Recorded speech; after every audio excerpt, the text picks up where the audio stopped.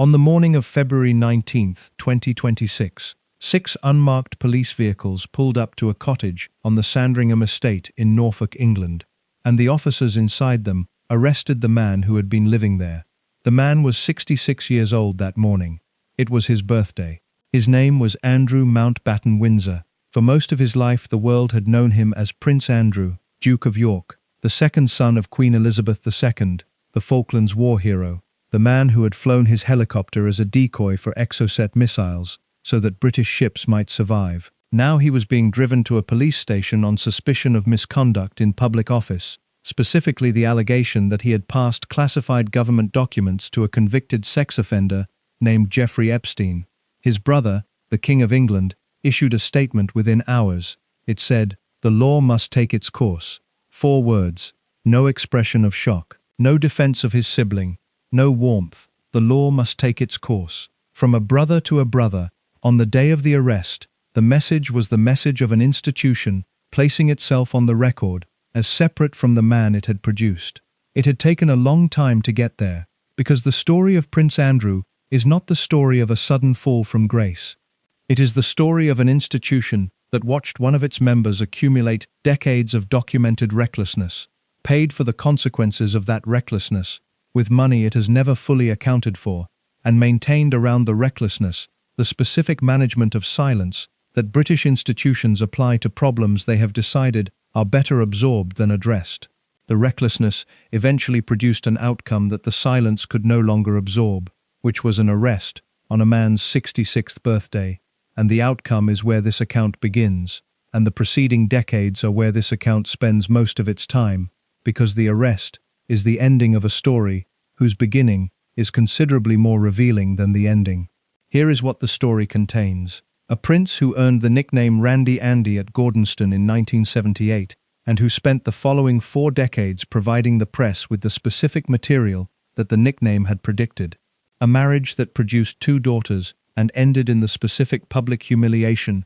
of a photograph showing his wife having her toes sucked by another man on a sun lounger in France, published in 1992 in the Daily Mirror, which was not the most serious scandal of the marriage, but was the most visually memorable one. A job as Britain's special representative for international trade and investment, a role so thoroughly compromised by the company he kept that the Foreign Office eventually concluded that having him represent Britain commercially was doing more damage than not having him do it at all. A friendship with a man named Jeffrey Epstein that continued for years after Epstein had been convicted of child prostitution and registered as a sex offender, a friendship so conspicuously maintained that Andrew was photographed walking with Epstein in Central Park in December 2010, which was a year after Epstein's conviction, and which was the photograph that converted the friendship from an embarrassment into a liability. A television interview in which he explained to the BBC's Emily Maitlis that he could not have been the man Virginia Giuffre remembered sweating on a nightclub dance floor in 2001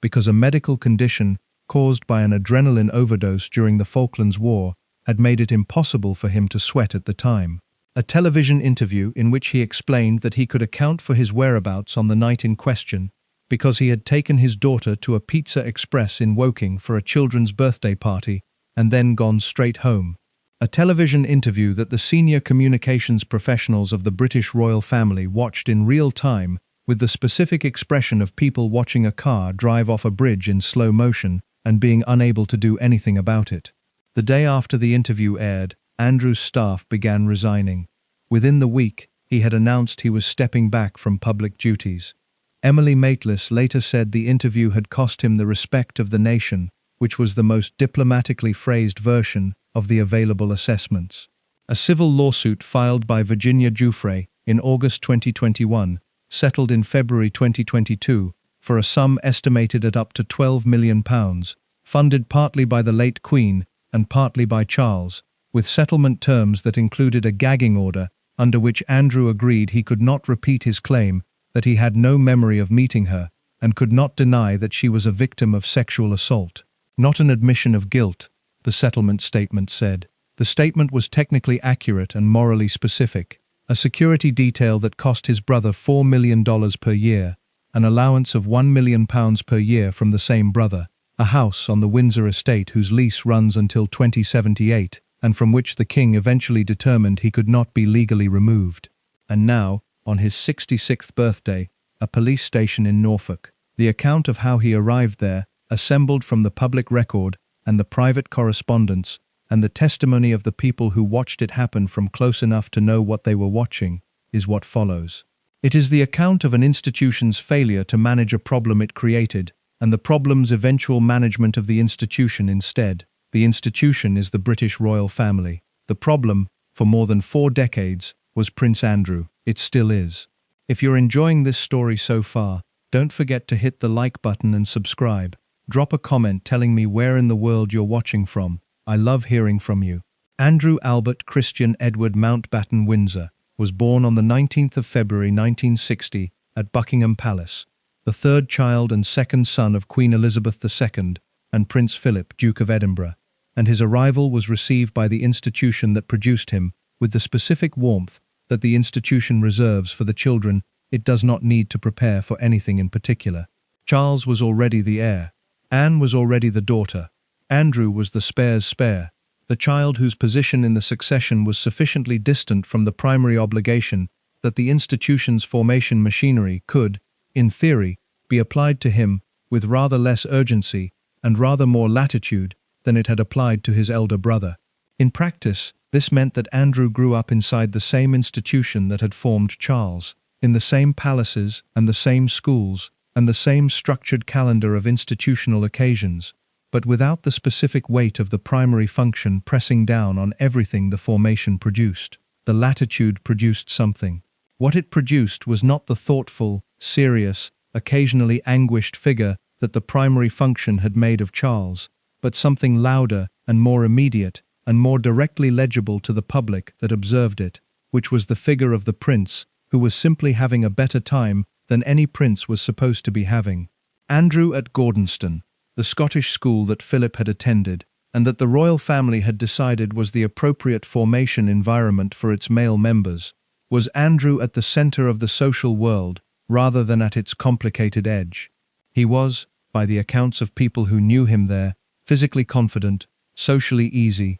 attractive to the people around him, in the specific way that someone who has grown up as the object of attention without the full weight of the obligation that the attention is usually attached to, is attractive, which is the way of someone who has received the benefits of prominence without having yet been required to demonstrate that the benefits have been earned. The nickname arrived in 1978. The Evening News reported that summer that Andrew had acquired, among his Gordonston contemporaries and the broader social world adjacent to the school, the name Randy Andy, with the British slang meaning of Randy being the relevant definition rather than any American misreading of it, and the acquisition of the name at 18 was the acquisition of a public identity that would follow him across the following 4 decades, with the persistence of something that was true rather than something that was merely said. He had been involved with a string of girls at school and in the social world around it, and the involvement was the involvement of someone who had discovered at a reasonably early age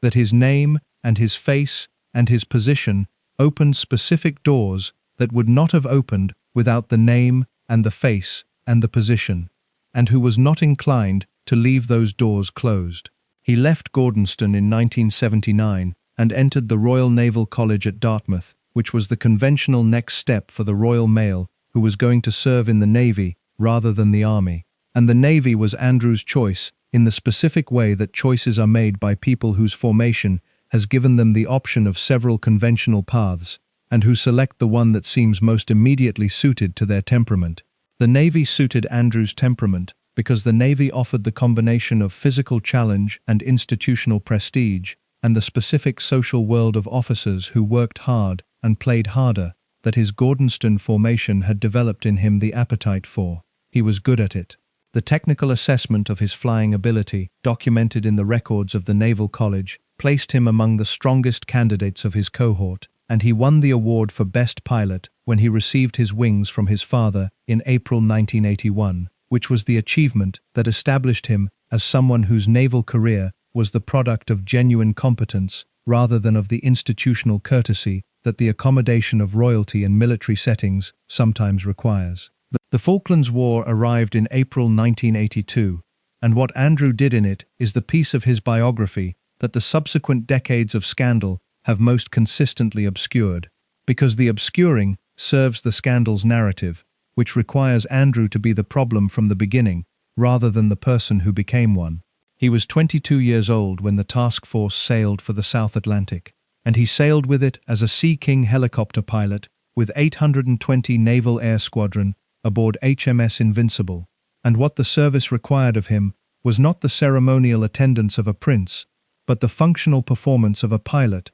whose helicopter was being used in the specific way that the Argentinian Exocet threat required helicopters to be used. The Exocet was a sea-skimming anti-ship missile whose radar guidance system could be confused by the presence of another target between the missile and the ship it was tracking, and the helicopters were used as decoys, hovering at sea level between the incoming missile and the ship behind them, and dropping chaff to confuse the guidance, and accepting, in the performance of this function, the specific risk that the function required. Andrew flew those missions. He was not performing a royal duty adjacent to a war. He was doing the thing that could kill him, in the company of people who were also doing the thing that could kill them, and the doing of it was the piece of his formation that the Pizza Express years would eventually bury so completely that the burying itself became part of the story. He came back from the Falklands in September 1982, and the return was the return of the specific figure that the 1982 British public was most prepared to receive warmly,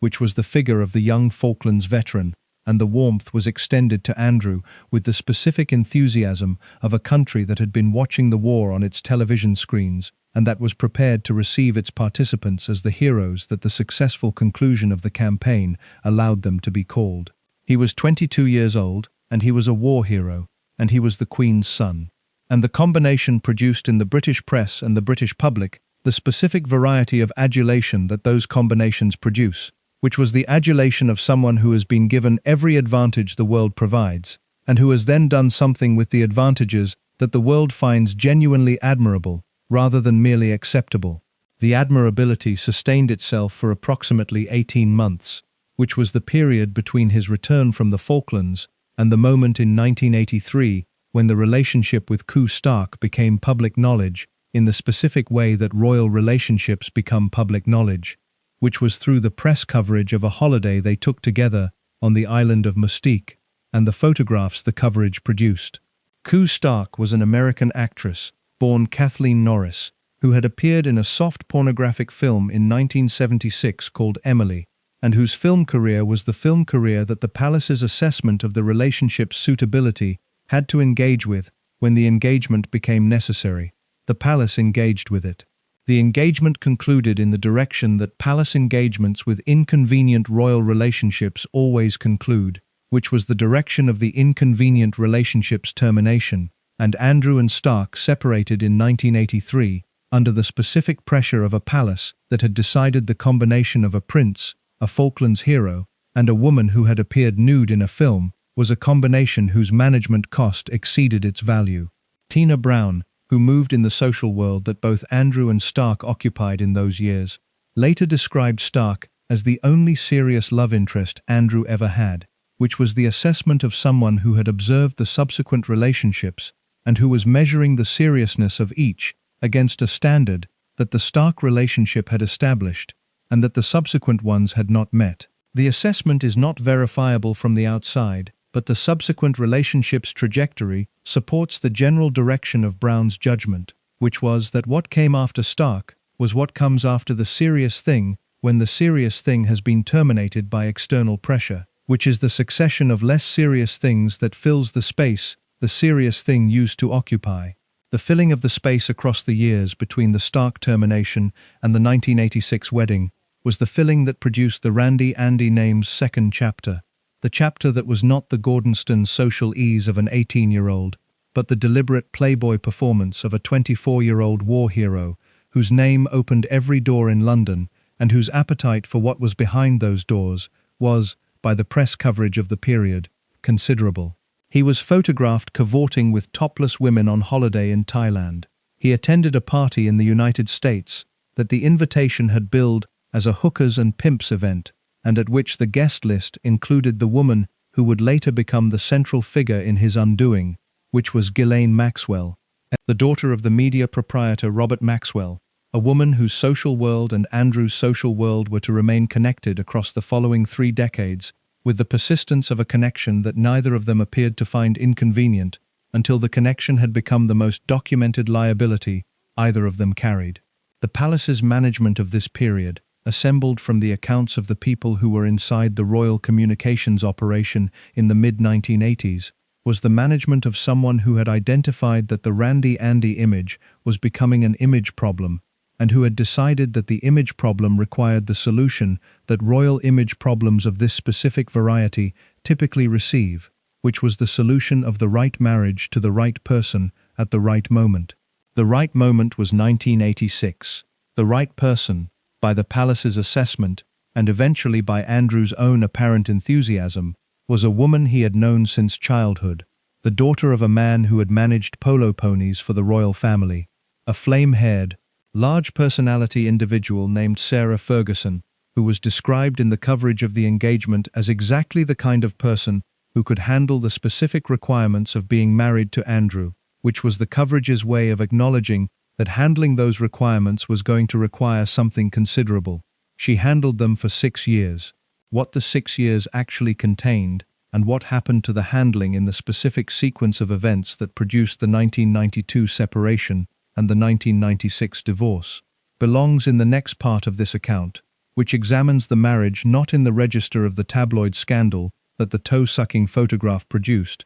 but in the register of the institutional failure that the marriage represents when it is examined in the context of everything that followed it, which is the context of an institution that managed Andrew across 6 years of marriage, and then managed the marriage's failure, and then managed the trade envoy appointment, and then managed the Epstein connection, and then managed the Newsnight interview, and then managed the settlement, and then managed the eviction battle, and then watched him get arrested on his birthday, and said the law must take its course. And the question that the whole sequence asks, and that this account will spend its 15 parts answering, is the question of what the management was actually managing toward, and whether the institution that produced Andrew could have produced something different, and at which of the available intervention points the something different was most clearly possible and most clearly not taken. Sarah Margaret Ferguson was 25 years old when she married Andrew at Westminster Abbey on the 23rd of July 1986, and the wedding was the wedding that the palace had designed it to be, which was the wedding of a reformed rake and an energetic commoner, whose combination the press had decided was charming, and whose press coverage the palace had decided was useful. The coverage was useful because it was the coverage of a straightforward human story, rather than the coverage of the institutional management of a problem, and the straightforward human story was the story of a prince who had spent his 20s making the tabloids nervous, and who had now settled down with a woman the tabloids liked. And the settling down was the story that the palace needed, and that the tabloids were prepared to provide, because the tabloids also liked the story, which was the specific coincidence of institutional interests and commercial interests that royal weddings occasionally produce when the wedding is of the right person to the right person at the right moment. Fergie was the right person by the palace's calculation in the specific ways that the calculation required. She was not aristocratic in the thin, remote way that the institution's historical preference for its consorts had produced, and the not being aristocratic in that way was a quality that the 1986 press found refreshing rather than problematic, because the 1986 press had spent the preceding 5 years watching Diana's particular variety of aristocratic fragility produce the specific results it was producing, and had concluded that a different temperament might produce different results. Sarah Ferguson's temperament was the temperament of someone who had grown up in the specific social world of the British military and equestrian establishment, whose father, Ronald Ferguson, was the Prince of Wales's polo manager, and who had developed in that formation the social ease and the directness and the willingness to be publicly herself that the institution's other recent acquisitions had either not possessed or had possessed and suppressed. The willingness to be publicly herself was, as it turned out, the quality that the institution most valued in her, until it became the quality the institution most feared. And the transition between those two assessments happened across 6 years, with the specific speed of institutional reassessments that are organized around the management of coverage rather than the evaluation of character. In the early years, Fergie's public self was the public self that the palace found useful, warm, accessible, funny, in the unsophisticated way that the public found genuinely funny, rather than the way that courtiers found performatively amusing, and possessed of the specific energy of someone who had not grown up expecting to be a duchess, and who was therefore engaging with the duchess role in the manner of someone discovering, rather than someone deploying. The coverage reflected the palace's assessment. The tabloids loved Fergie in 1986 and 1987, and into 1988, and the loving produced the headlines that the palace had calculated the marriage would produce, which were the headlines of royal domesticity and the specific human interest that a young couple's life generates when the young couple is of sufficient public prominence to justify the coverage. Andrew's absences were the first documented source of strain, and they were documented not in the couple's private correspondence, but in Fergie's public statements across the period of Andrew's extended Navy deployments, which produced in her a daily domestic reality that was the daily domestic reality of a woman managing a large household and a public role, and the specific demands of two small children, Beatrice, born in August 1988, and Eugenie, in March 1990, largely without the presence of the man, the household, and the role, and the children were supposed to be organized around. He was deployed, he was away, he was serving in the Navy, with the genuine commitment of someone who had chosen the service rather than been assigned to it, and the service's requirements were the requirements that a naval career generates for the people inside it, which are the requirements of the institution's scheduling rather than the family's. Fergie had not been inadequately informed that this was what the marriage would contain.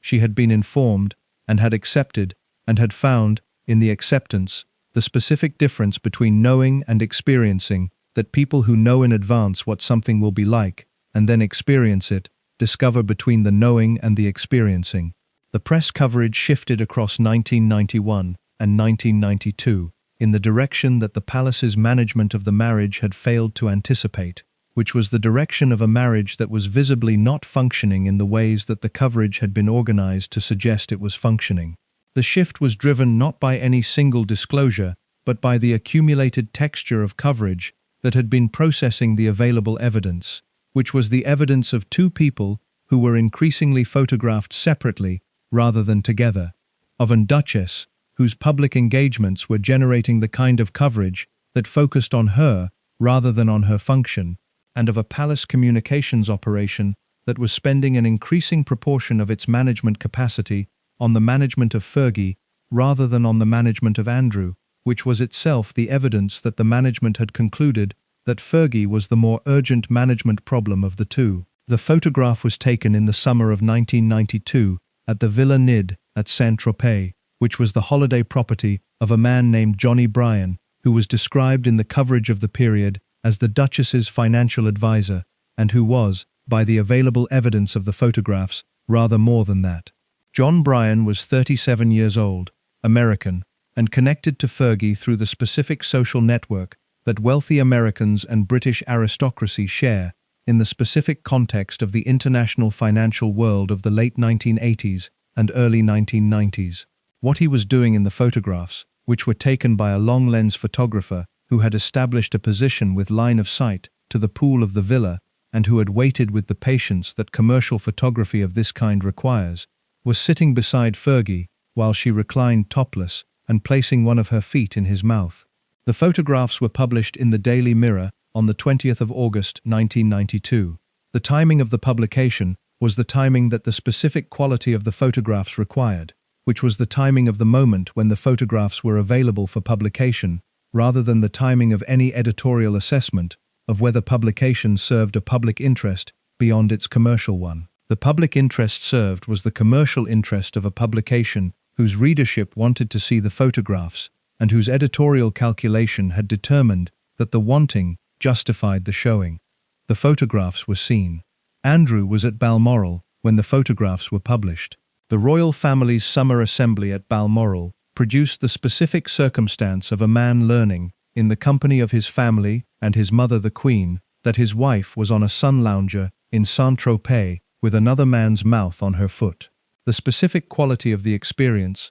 from Andrew's position, was documented in the accounts of people who were at Balmoral in those days, and who noted his reaction with the specific attention of people who understood that they were watching something of historical significance. The accounts describe a man who received the information with the composure that the institutional environment of Balmoral required, and who managed the composure with the thoroughness that the institutional environment's requirements produced in the people who grew up inside it, and who was, behind the composure, a man who had been publicly humiliated in a form that was specifically difficult to process because the humiliation's specific content was the content of the photograph rather than the content of a statement, and photographs cannot be denied or corrected or managed in the way that statements can. The separation was announced on the 19th of March 1992, 5 months before the photographs, which established that the marriage had been over before the photographs made it publicly over, and the announcement preceded the photographs by the specific interval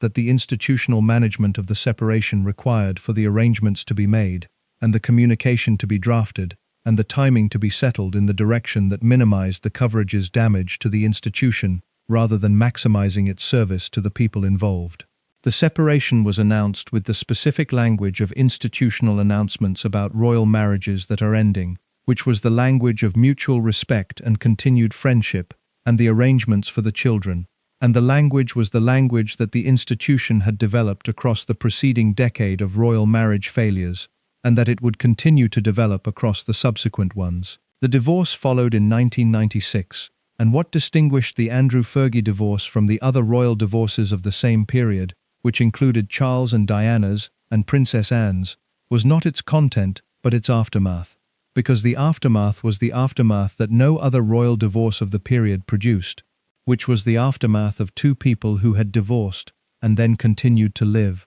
socially and eventually physically, in the specific proximity of people who had decided that the divorce had addressed the legal condition of the marriage without addressing the personal relationship that had existed underneath it. Fergie and Andrew were, by the accounts of people who observed them together across the years following the divorce, genuinely attached to each other in the way that two people who have been through something together and who share children and who find each other's company more comfortable than the available alternatives are genuinely attached, and the attachment expressed itself in the specific form of a continued relationship that the word divorced did not adequately describe. She moved into Royal Lodge. The Royal Lodge was Andrew's residence, the property on the Windsor estate that he had taken on in 2003, and that he would spend the following decades maintaining, at the cost this account's subsequent parts will examine. The moving in was the moving in of a divorced woman whose financial circumstances the post-divorce years had not resolved in directions she had expected them to resolve, and whose attachment to her former husband was the attachment that her various public statements about him had always reflected. She called him her bestest friend. The calling of him her bestest friend was the specific description that the relationship required when the legal description of divorced had ceased to be adequate, and the personal description of together had become unavailable, and the bestest friend formulation was the formulation that the press received as charming, and that the palace received as manageable, and that was, by the evidence of the Royal Lodge situation, the most honest available description of what the relationship actually was. The two of them living together in Royal Lodge, post-divorce, in the specific arrangement of two people who have agreed to maintain the domestic proximity of a marriage without the legal form of one, was the arrangement that persisted into the decade of the Epstein scandal, and through the Newsnight disaster, and the settlement, and the eviction battle, and the birthday arrest. And the persistence was the persistence of something that the institution had managed around for decades without addressing, which was the specific question of what Andrew was, exactly, and what the institution intended to do with what Andrew was, and whether the intended doing had any relationship to what the doing actually required. The answer, across the 35 years between the 1986 wedding and the 2022 settlement, was consistently and specifically no. And the no was not the no of malice, but the no of the institutional preference for the management of the surface over the address of the substance, which is the preference that institutions with sufficiently long histories and sufficiently complex communication machineries develop when the alternative to the preference is the acknowledgement that the substance requires a response that the institution is not prepared to make. The substance, in Andrew's case, had begun accumulating before the wedding and had continued accumulating through it and after it,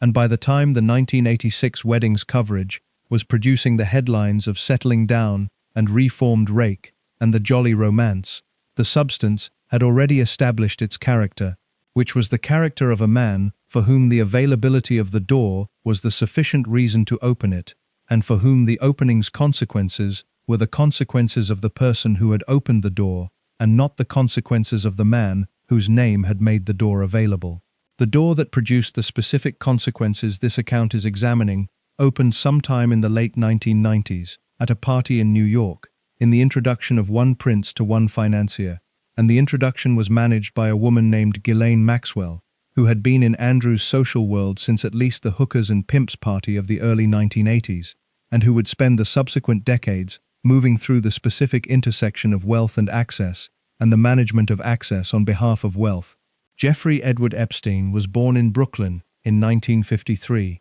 the son of a Parks Department employee, and the distance he traveled from Brooklyn to the Upper East Side mansion at 9 East 71st Street that he eventually occupied was the distance that American money measures in its own specific units, which are not the units of family or connection or the credentialing of old institutions, but the units of the intelligence applied to the accumulation and the accumulation's subsequent deployment as the currency that buys the access that the intelligence alone cannot purchase. By the time Andrew met him, the accumulation had purchased the Upper East Side mansion, the Palm Beach estate, a private island in the United States Virgin Islands called Little St. James, a private Boeing 727 that the people who traveled on it called the Lolita Express, and the specific social world that those assets generated when they were deployed in the direction of people whose own social worlds made them susceptible to the offer of assets they could not themselves provide. How Epstein made the money that bought the assets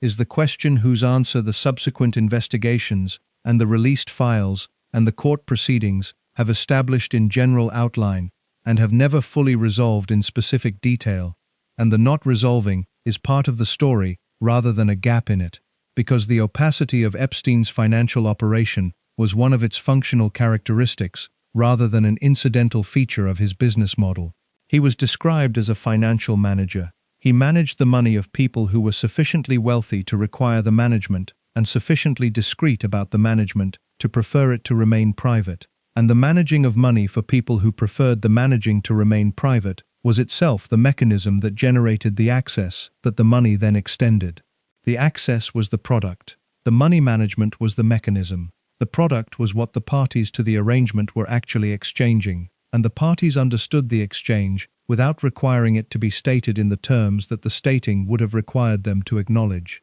Ghislaine Maxwell was the connector, the daughter of Robert Maxwell, the media proprietor whose own financial operations had ended with his body in the Atlantic Ocean in November 1991, and whose death had disclosed the specific scale of the financial irregularities his empire had been built on. Ghislaine had arrived in New York in the aftermath of her father's death, with the social connections that a British media proprietor's daughter possessed, and the specific social intelligence of someone who understood how those connections could be converted into the currency that the New York social world she was entering required. She had known Andrew since at least the early 1980s, when the hookers and pimps party this account established in Part 1 had placed them in the same social space, and she had maintained the connection across the decade between that party and her arrival in New York, in the specific way that people of Andrew's social world maintain connections with people of Maxwell's social world, which is through the shared environment of the international wealthy class,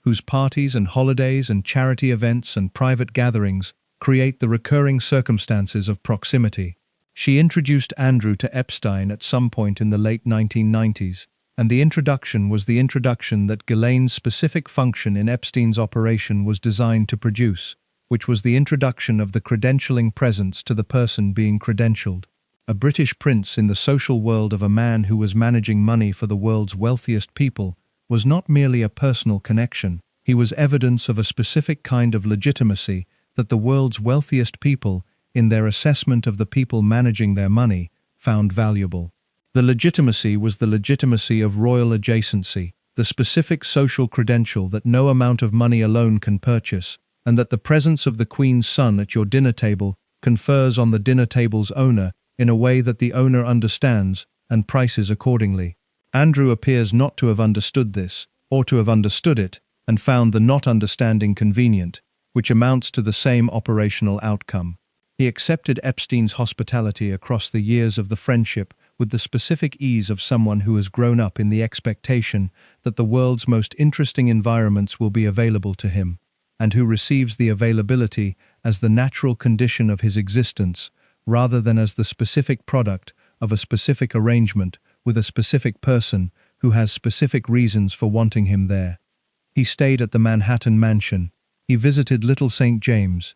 He flew on the Boeing 727. He attended the gatherings that the mansion and the island and the aircraft generated, and the gatherings were gatherings at which the presence of young women, who were not the ages that their presence at gatherings hosted by Epstein suggested them to be, was a feature rather than an anomaly, and the feature was visible to the people present in the way that visible things are visible to people who are looking, rather than to people who have decided not to look. Virginia Roberts was 17 years old in March 2001, when she says she was in London, at the house in Belgravia that Ghislaine Maxwell was then occupying, and when she says she was directed by Maxwell to go upstairs with the man who had been introduced to her as a prince. She described what followed in the terms that her subsequent legal filings and her testimony and her memoir have consistently described it across the 20 years of her pursuit of accountability, and the description was the description of a sexual assault by a man whose identity she had been told before the event,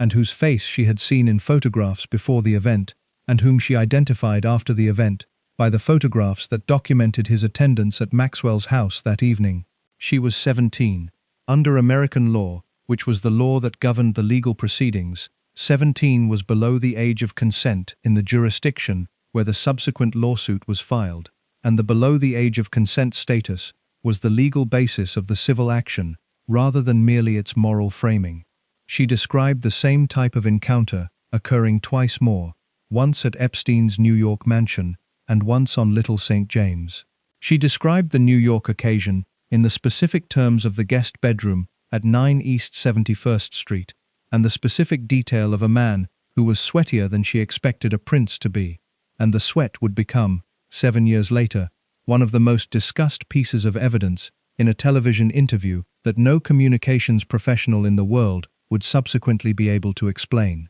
She described the island occasion in the terms of the specific environment of Little St. James, which was the environment of a private island to which access was controlled entirely by the person who owned it, and from which departure required the permission, or at least the facilitation of the same person, and the environmental detail was relevant to the legal framing of the allegations, in the way that the environmental details of captivity are always relevant to the legal framing of what the captivity contained. Epstein was arrested in Florida in July 2006 on charges of soliciting prostitution, and the charges and their subsequent resolution were the resolution that the American legal system of 2006 and 2007 produced for one of the wealthiest men in the United States, which was a resolution organized around a plea agreement in which Epstein pleaded guilty to 2 charges of soliciting prostitution from a minor, served 13 months of an 18-month sentence in a private wing of the Palm Beach County Jail,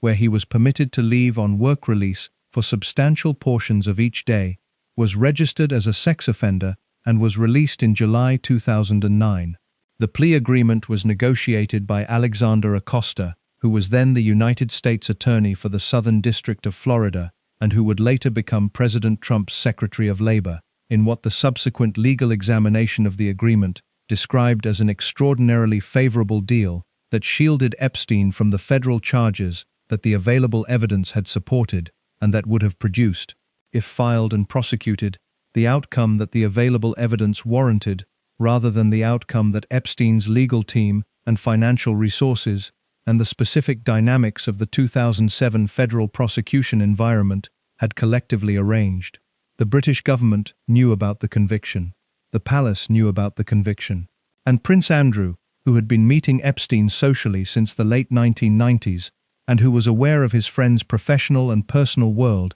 in the way that people who stay at someone's house and fly on someone's plane for years are aware of that person's professional and personal world, knew about the conviction because the conviction had been public and covered, and because Epstein had told him directly that he had been involved in activities of which he was ashamed, and that had led to the conviction. Andrew continued the friendship. In December 2010, 17 months after Epstein's release from prison, at a point in the calendar when Epstein was a registered sex offender who had been convicted of soliciting prostitution from a minor, Andrew flew to New York and stayed at 9 East 71st Street and walked with Epstein in Central Park in the December cold. And the photographs of the walk were taken by the press photographers who had been informed of his presence in the city and who had positioned themselves along the route of the walk. And the photographs showed Andrew and Epstein walking together in the specific proximity of two people who are comfortable with each other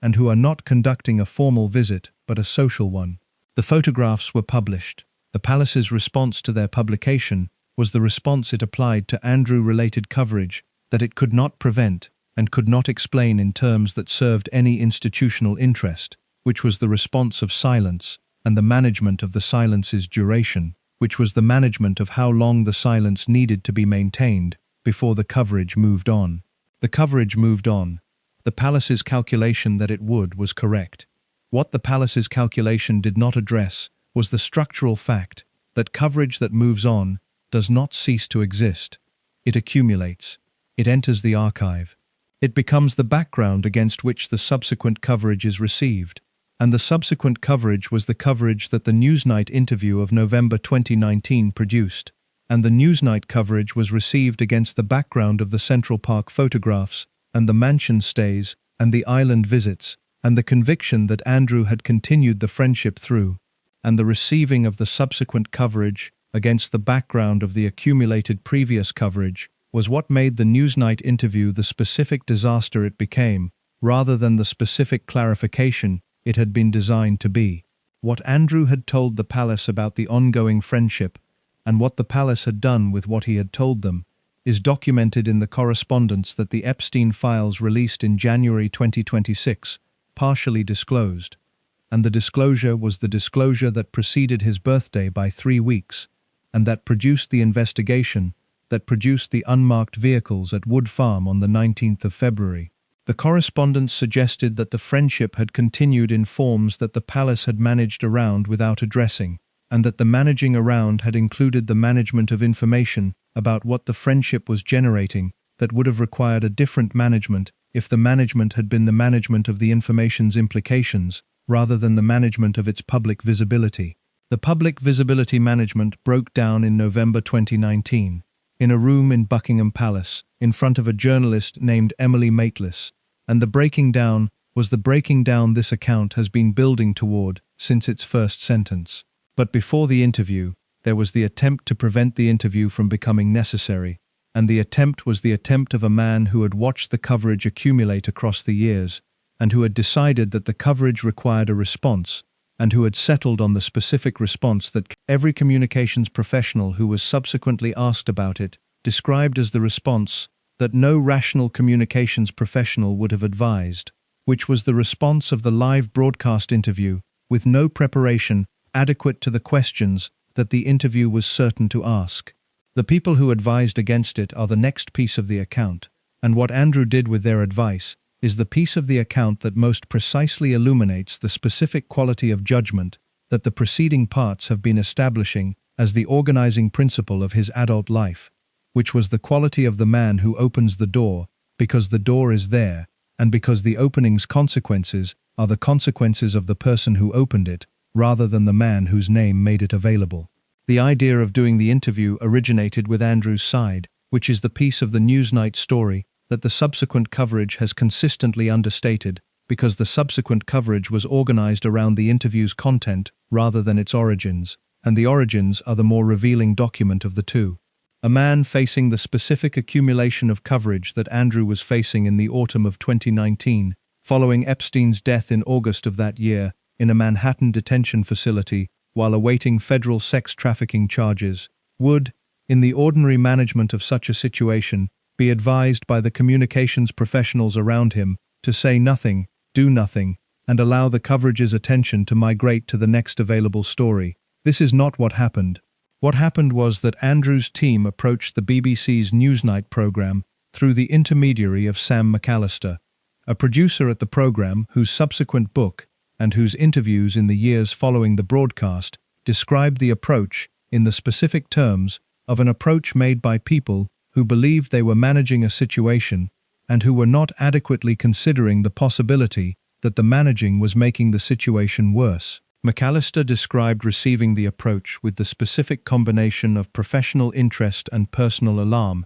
that a journalist receives when a figure of Andrew's prominence offers themselves for interview on the subject that is most damaging to them, and she described the subsequent process of securing the interview with the combination of persistence and careful management that the process required, which was the management of Andrew's team's desire for the interview to happen on terms they could control, and the program's requirement that it happen on terms of journalistic credibility.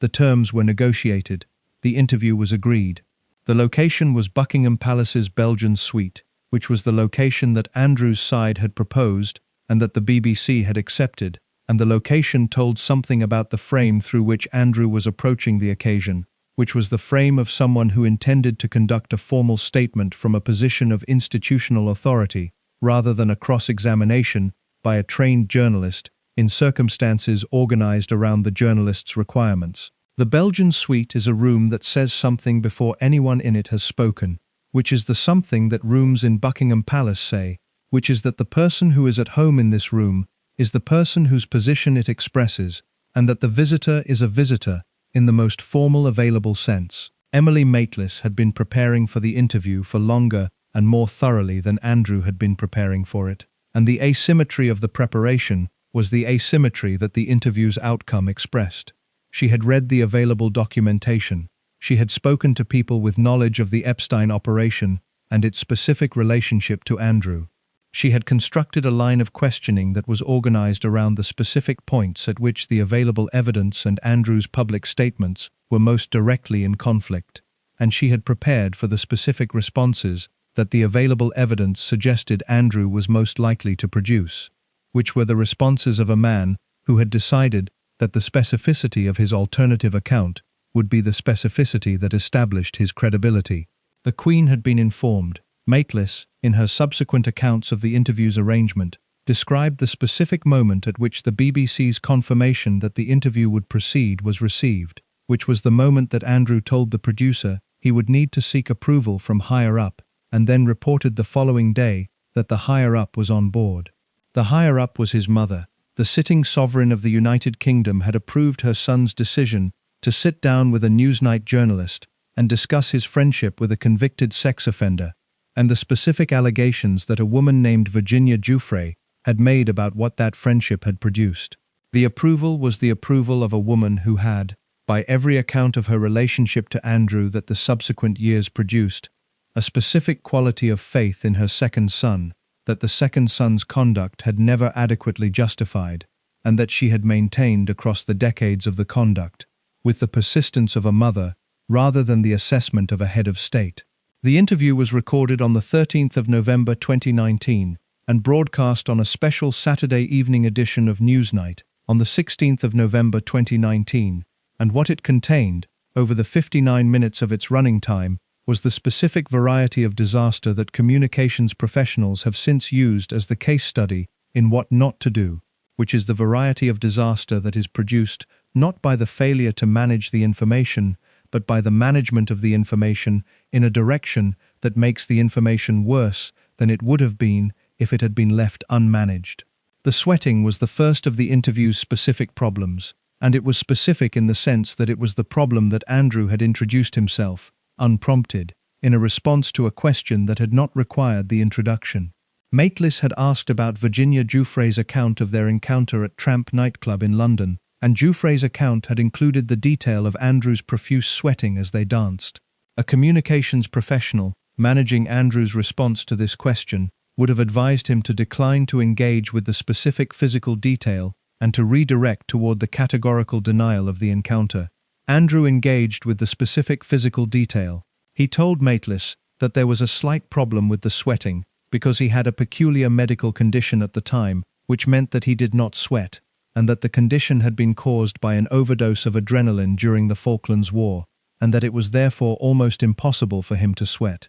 The statement produced, in the people watching it live, and in the people watching it subsequently, and in the doctors and physiologists who were asked about it in the days following the broadcast, the specific reaction of someone who has been told something that the available evidence does not support, and who is required to decide, in the moment of receiving it, which is more likely, that the evidence is wrong or that the statement is wrong. Newspaper reports from the year 2000, surfaced in the days following the interview, contained accounts of Andrew at London nightclubs, in which his face was described as running with sweat, and the accounts predated the Falklands War by 2 years and postdated it by 18, and the predating and the postdating together established a timeline in which the adrenaline overdose's effects would have had to have operated selectively, producing the condition in 2001, but not in 2000, or in the decades on either side of 2001. The doctors consulted by the press described no medical literature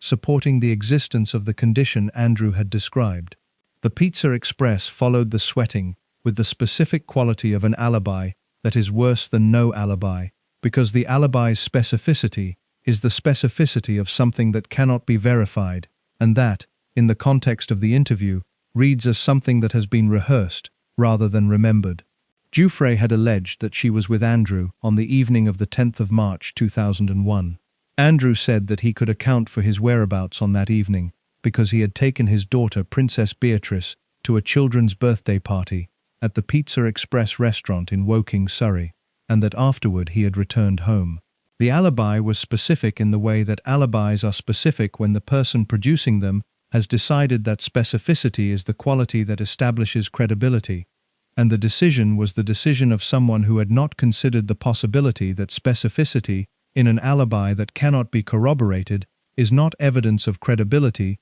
but evidence of rehearsal.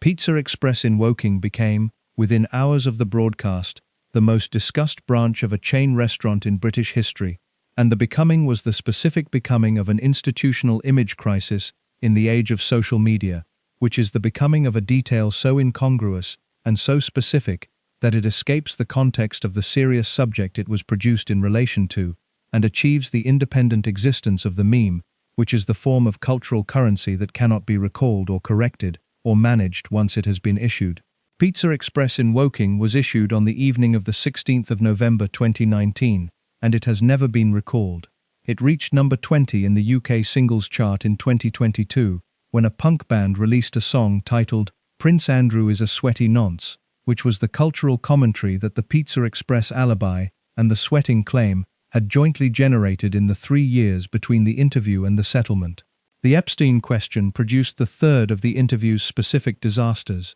and it was the disaster that the communications professionals, who were subsequently asked to assess the interview, most consistently identified as the one that the other two had obscured, rather than the one that they had produced, because the sweating and the Pizza Express were the memorable elements, and the Epstein question was the substantive one. Maitlis asked Andrew whether he regretted his association with Epstein. Andrew said that he did not regret it. He said that the opportunities it had opened, the people it had introduced him to, the access to networks that had been useful to him as he transitioned out of the Navy, had been actually very useful. He used the phrase actually very useful. In 2019, at a moment when Jeffrey Epstein had died in a Manhattan jail while facing federal charges of sex trafficking dozens of girls, the man sitting in the Belgian suite of Buckingham Palace, in front of the BBC's cameras, said that his friendship with Epstein had been actually very useful. The interview ended,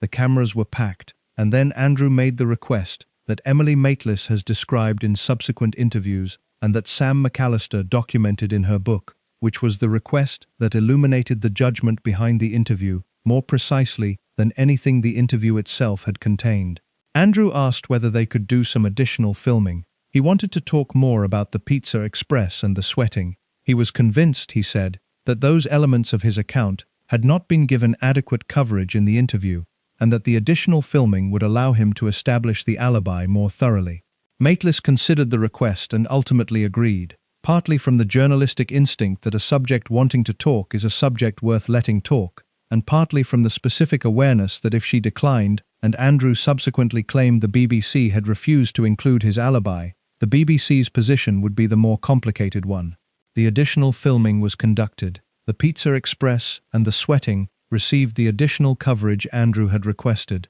It did not help him. The broadcast's immediate aftermath was the aftermath that the communications professionals who had advised against the interview had predicted, and that Andrew's team had not predicted, which was the aftermath in which the judgment of the interview's content by the people who watched it was the judgment of a man whose account of himself had been undermined by the account itself. The corporate sponsors of Andrew's charitable foundations began withdrawing within 48 hours. The charities began severing their connections within the same period. The staff in Andrew's household began resigning within the week. The coverage that the interview had been designed to manage had become instead the coverage that the interview had generated, and the coverage was substantially worse than the coverage it had been designed to replace, because the coverage it had replaced had been the coverage of allegations, and the coverage it had generated was the coverage of the allegations alongside the alibi that the alibi's specific quality had converted from a defense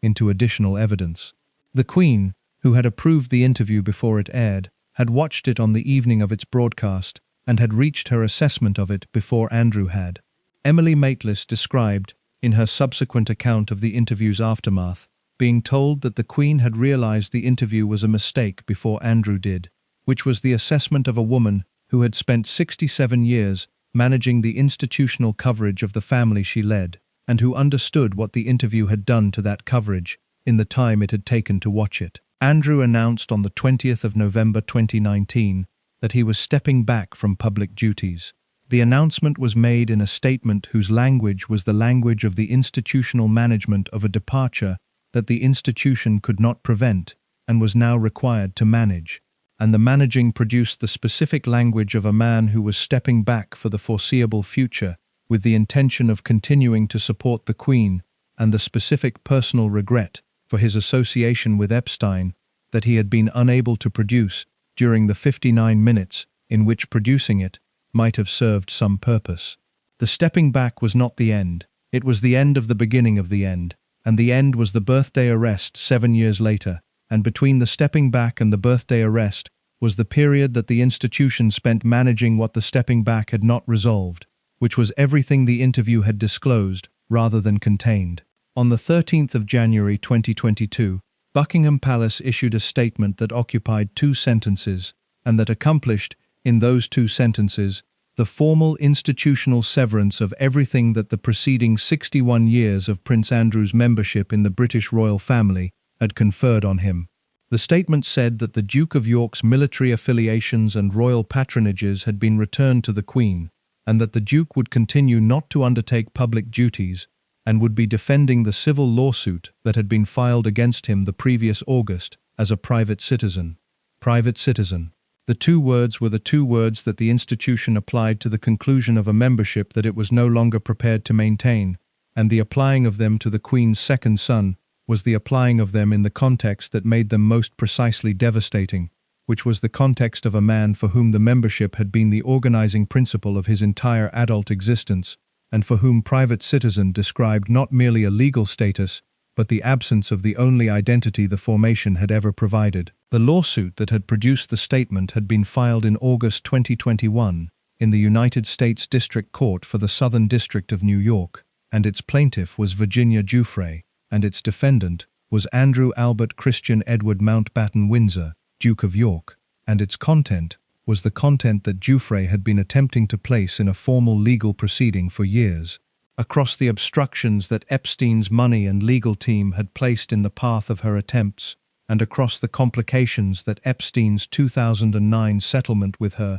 had created for any subsequent action against anyone who might have been covered by that settlement's language. The 2009 settlement was the legal instrument that Andrew's team had identified as the most available mechanism for having the case dismissed before it could be heard, and the argument they constructed around it was the argument that the settlement's release language, which had released Epstein from liability, and had extended that release to anyone who could have been included as a potential defendant, covered Andrew, and therefore barred Giuffre from bringing the current action. The argument required the court to accept that Andrew was a person who could have been included as a potential defendant in the 2009 proceedings, which was itself an interesting legal argument, because the making of it required Andrew's legal team to acknowledge, in the process of arguing that he was covered by the release, that he was the kind of person whose inclusion as a potential defendant in a sex trafficking case was legally plausible. The hearing on the dismissal motion was held on the 4th of January 2022, in the courtroom of United States District Judge Lewis Kaplan, who had been assigned the case and who was known in the Southern District as a judge whose patience with the applications of wealthy defendants to have uncomfortable proceedings resolved before they required testimony was limited by his understanding of what the proceedings were for. Judge Kaplan heard the arguments on the dismissal motion and delivered his ruling on the 12th of January 2022, 9 days later, and the ruling was the ruling that the subsequent 9 days of legal analysis and the preceding months of Andrew's legal team's confidence had not predicted, which was the ruling that the case would proceed. Judge Kaplan's analysis of the 2009 settlement's release language found that the language's application to Andrew was sufficiently unclear to preclude the summary dismissal that Andrew's team had sought, and that the appropriate resolution of the question was the resolution that a trial would produce, rather than the resolution that a pre-trial motion could accomplish. The ruling also contained a specific passage about the nature of Giuffre's allegations that the legal commentary on the case subsequently identified as the passage that established the court's assessment of the seriousness of the matter, which was the passage in which Kaplan noted that the alleged conduct amounted to sexual abuse of a minor, and that such conduct, if proven, was of a gravity that the court's management of the case was required to reflect. The ruling was published on the 12th of January 2022. The following day, the 13th of January, Buckingham Palace issued the two-sentence statement about private citizens and military affiliations. The timing of the statement was not the timing of a coincidence. The ruling had established that the case would proceed to discovery, which was the phase of American civil litigation in which both parties are required to disclose the documents and communications relevant to the claims and defenses, and the discovery phase of a case involving a member of the British royal family and a convicted sex offenders trafficking operation was a discovery phase whose potential contents the palace had spent the preceding 2 years managing around, rather than engaging with. The ruling converted the managing around into the managing of, and the managing of required the specific institutional action of the January 13th statement, because the alternative was the continuing management of the case by a man who was still formally a working royal, and whose continued formal royal status was therefore the institution's endorsement of the management. The police protection had been removed 1 day before the statement, on the 12th of January 2022, which was the day of Judge Kaplan's ruling, and the removal was the removal that the public had been informed, across the years of the stepping back, was under consideration, but had not been implemented. The implementation coincided with the ruling to the day, and the coincidence was not a coincidence, because the protection was provided on the basis of the public function that the protected person performed, and the stepping back had suspended the public function, and the ruling had confirmed that the suspension was permanent, in the sense that the lawsuit proceeding to discovery confirmed that the alternative of the lawsuit going away was no longer the management option the institution had previously been holding in reserve. Virginia Giuffre's lawyers, and Andrew's lawyers, began the negotiation that both sides understood, from the ruling, was now the most available path to the case's resolution, and the negotiation produced, on the 15th of February 2022, the joint statement that announced the settlement and whose terms were disclosed in the specific form that the settlement's management required, which was the form of maximum opacity about the financial dimension and maximum precision about the behavioral dimension, because the financial dimension was the dimension that the parties had agreed to keep private, and the behavioral dimension was the dimension that the settlement's terms required to be disclosed. The behavioral dimension of the settlement was the dimension that the legal commentary on its publication identified as the substantive content of what had been agreed, because the behavioral dimension was the dimension that established what Andrew had conceded without the concession being framed as a concession. The settlement terms included Andrew's agreement to make a substantial donation to Virginia Giuffre's charity, supporting victims of trafficking. The settlement terms included Andrew's agreement that he would not repeat his statement, that he had no recollection of meeting Virginia Giuffre. The settlement terms included Andrew's agreement that he would not repeat his denial that she had been sexually assaulted, which was the agreement whose content made the surrounding language of no admission of guilt the most precisely lawyered phrase in the document. Because the agreement not to deny that she had been sexually assaulted was the agreement of a man who had been publicly denying it for years and who was now contractually prevented from continuing to deny it. And the contractual prevention was not technically an admission, but it was the specific form of institutional acknowledgement that is available when the admission itself is not achievable. The financial dimension was the dimension that the reporting filled with the estimates that the parties' silence required to be estimates rather than facts, and the estimates ranged from £3 million to £12 million,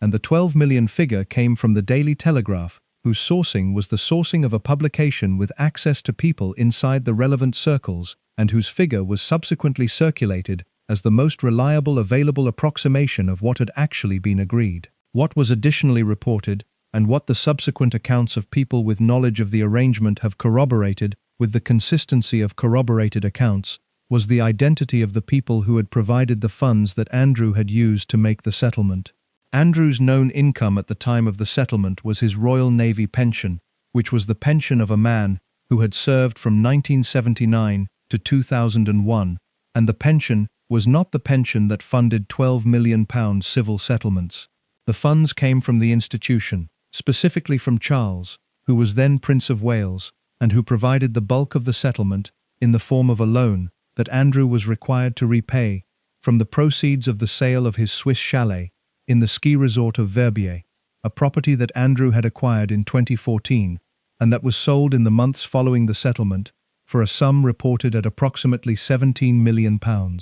The loan arrangement established that the cost of Andrew's association with Epstein was a cost that the family had decided to absorb, rather than a cost that Andrew was able to meet from his own resources, and the absorbing was the absorbing that the institution performs when the alternative to absorbing is the spectacle of the failure to absorb, and the spectacle was the spectacle that the institution had concluded was worse than the cost. The Queen contributed £2 million to Giuffre's charity. The Queen, who was 95 years old and in declining health in February 2022, who would be dead within 8 months of the settlement's announcement, contributed £2 million from her personal fortune to the charity of the woman who had alleged that her son had sexually assaulted her 3 times. The contributing was not described in the palace's management of the settlement as a contribution from a mother to address the consequences of a son's conduct. It was described in the available reporting as a donation to a charitable cause,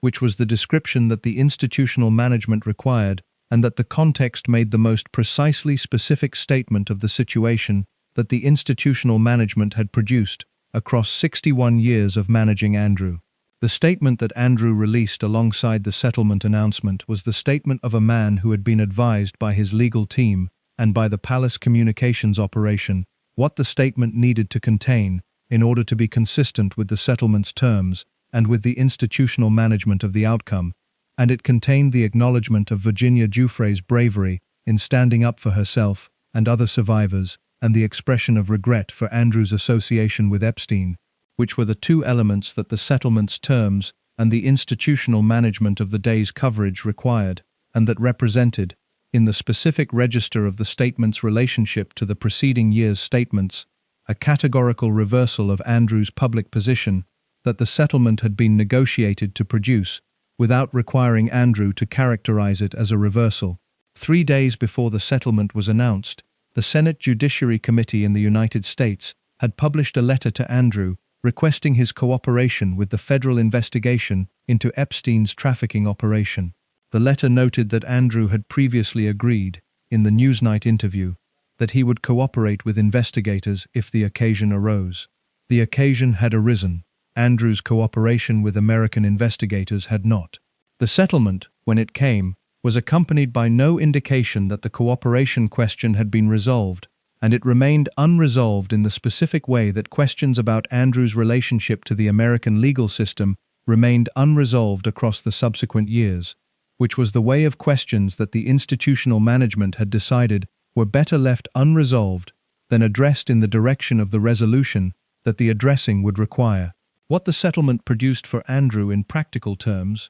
stripped of the legal language and the institutional management and the carefully calibrated statement, was the specific outcome of a man who had spent £50 million of other people's money, most of it his family's, on the resolution of a civil case that he had not admitted and that the gagging order he had accepted prevented him from continuing to deny, and who was now living in a 31-room house on the Windsor estate with his ex-wife, without a police protection detail, without a public role, without a military rank, without a royal patronage, without a civil list allowance, and without any visible path back to any of the things the settlement had confirmed he would not be returning to. If you're hooked on this story, make sure to subscribe and turn on notifications so you never miss an upload. Your support means everything and helps me bring you more emotional stories like this one. The Royal Lodge at Windsor is not a house in any ordinary sense of the word, and the use of the word house to describe it is the use that Andrew's communications operation preferred,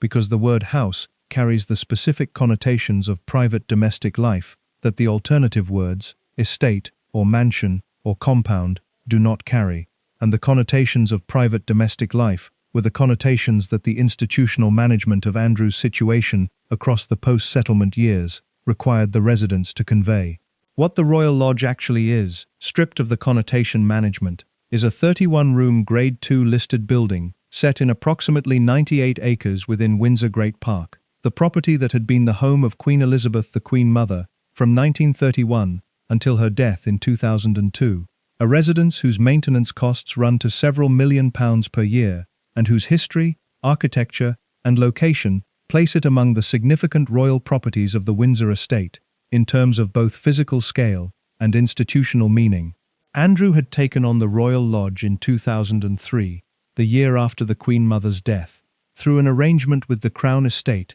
that was organized around the specific terms that the Crown Estate applies to royal properties that the institution wishes to maintain within the family without maintaining them on the public account. He paid a premium of approximately £1 million to take over the property. He committed to spending £7.5 million on renovations and repairs over the course of the lease. He accepted an annual rent described in the reporting as a peppercorn, which is the legal term for a nominal consideration that establishes the existence of a leasehold arrangement without imposing a commercially realistic financial burden on the leaseholder. He was also permitted, under the lease's terms, to sublet the lodge's associated cottages and retain the income from the subletting, which was the provision of the arrangement that created, decades later, the specific questions about the financial transparency of his residence that the subsequent reporting identified as a dimension of the broader Andrew problem that had not been adequately examined. The lease ran for 75 years from its execution. The execution date was 2003. A lease executed in 2003 for a term of 75 years runs to 2078. Andrew was 66 years old when the police cars arrived at Wood Farm on his birthday in February 2026. The mathematical relationship between his age, the settlement's costs, the property's maintenance requirements, and the lease's terminal date is the mathematical relationship that the institution had been managing around since at least 2022, and that it had not resolved by the time of the arrest. And the not resolving was the not resolving that the lease's specific terms produced when the institution discovered that the legal instrument it was attempting to use to remove Andrew from the property was an instrument that did not exist in the form the institution required. What the institution required was a mechanism for compelling a leaseholder to vacate a property before the lease's expiration, and the mechanism did not exist in the form required because Andrew had not breached the lease's terms in any way that the Crown Estate's lawyers could identify as grounds for forfeiture, and Andrew's own lawyers had identified the same legal landscape from the opposite direction and had advised their client that his position was legally defensible, and Andrew had accepted the advice with the specific enthusiasm of someone who had been given the legal confirmation that the position he wanted to maintain was the position he was entitled to maintain. Charles had been funding Andrew's presence at the Royal Lodge through two channels, whose existence was documented in Robert Hardman's 2024 book about the King's Court, and whose amounts the subsequent reporting converted into the specific figures that the public argument about Andrew's cost required. The first channel was the personal allowance, approximately £1 million per year, paid from Charles's private resources rather than from any public fund, which was the allowance that had been maintained across the years of the stepping back and the settlement and the loss of titles, as the institution's accommodation of the reality that Andrew had no other meaningful source of income at the scale that the maintenance of his life at the Royal Lodge required. The second channel was the security detail, the private protection officers who had replaced the Metropolitan Police's protection when the protection was removed in January 2022, and whose cost was reported at approximately $4 million per year, paid by Charles from the Duchy of Lancaster's revenues. The combined cost of the allowance and the security, $6 million per year approximately, was the cost that Charles had been absorbing on top of the settlement loan since February 2022, and the absorbing had been absorbing in the context of an institution whose head had been publicly diagnosed with cancer in February 2024, and who was conducting the management of his own health, alongside the management of his brother's situation and the management of the institution's broader communications challenges in the form of Kate's concurrent cancer diagnosis, and the management of all of it simultaneously was the management that produced, in the reporting of the period, the specific picture of a king who had concluded that the absorbing had reached its limit. The limit was reached, or was communicated as having been reached, in the summer of 2024, when the Sunday Times reported that Charles had declined to renew the contract for Andrew's private security team when the contract came up for renewal. The non-renewal was the non-renewal that the reporting described as a strategic instrument rather than a financial one, because the legal analysis of the eviction question had established that the financial starving of the security arrangement was the most effective available mechanism for creating the conditions under which Andrew's continued residence at the Royal Lodge became untenable, which was the mechanism that the constitutional lawyers described as a soft eviction rather than a legal one, and that was, in the specific terms of what it required Andrew to do in response, not an eviction at all, but a pressure campaign that he was legally entitled to resist. He resisted. The accounts of Andrew's communications with the palace in the period following the security non-renewal describe a man who had received the message the non-renewal was designed to send, and who was returning a message of his own, which was the message that the lease he held and the legal position it established were the position he was going to maintain, and that the maintaining of it was not dependent on the king's support of the maintaining. He had the legal documentation. He presented it to his brother. The legal documentation confirmed what his lawyers had told him, which was that the Crown estate had no mechanism for removing him, and that the institution's preferred outcome of his relocation to Frogmore Cottage, the property in Windsor that had previously been occupied by Harry and Meghan, and from which Harry and Meghan had been removed in June 2023, was an outcome Andrew was not legally obligated to accept. Frogmore Cottage is 8 bedrooms. The Royal Lodge is 31 rooms. The offer of the smaller property was the offer that the institution made when it had concluded that the direct approach had failed, and that the incentive approach might succeed, where the direct approach had not. And the incentive was the incentive of a property that was available, and that would allow Andrew to remain within the Windsor estate's geography, while vacating the larger property that the institution wished to repurpose. Andrew declined the incentive. The declination was the specific act of a man who had decided that the Royal Lodge was the hill he was going to defend, and that the defense of the hill was the one available expression of the institutional resistance that the preceding years of losing everything else had left him with. The Royal Lodge's physical condition, by the reporting of the people who had inspected it in the years of the eviction dispute, was not the condition of a property being actively maintained by a person with sufficient resources and sufficient motivation to maintain it. The roof had issues. The damp had progressed in the directions that damp progresses when it is managed around rather than addressed. The plasterwork in several rooms was in the condition that several £1 million of remediation would be required to address. The gardens, whose maintenance had been a feature of the Queen Mother's occupation and whose condition reflected the priorities of the person occupying them, had contracted from the condition of a significant royal garden to the condition of something considerably more modest. The Crown Estate had identified a figure of approximately £2.5 million in urgent repairs that it had communicated to Andrew as the repairs whose completion was a condition of the lease's continuation in its current form. The £2.5 million repair requirement was the requirement that arrived in the same period as the security non-renewal and the allowance cessation, and the three together constituted the financial pressure campaign that the soft eviction strategy required, because the mathematical relationship between Andrew's known income, which was the naval pension, and the annual costs of maintaining the Royal Lodge, which were the maintenance, the rent, the repairs, and the security, was a mathematical relationship that produced a shortfall of several £1,000,000 per year that Andrew could not close from his own resources without the family's support, and the family's support had been withdrawn. He had won the immediate battle, in the sense that by the late summer of 2025, the reporting was characterizing the eviction dispute as a dispute that Charles had effectively abandoned, in the recognition that the legal position was not the position he had been advised it was, and that the attempt to use financial pressure to achieve what legal mechanism could not, had produced a public argument about the costs of maintaining Andrew in a large house, rather than a quiet resolution of the question of where he was going to live. He had won the battle, and he had lost everything that the battle was ostensibly being conducted to preserve, which was the institutional recognition that the battle itself required him to acknowledge he no longer had. In October 2025, Charles stripped Andrew of his formal title. He was no longer Prince Andrew. He was Andrew Mountbatten Windsor,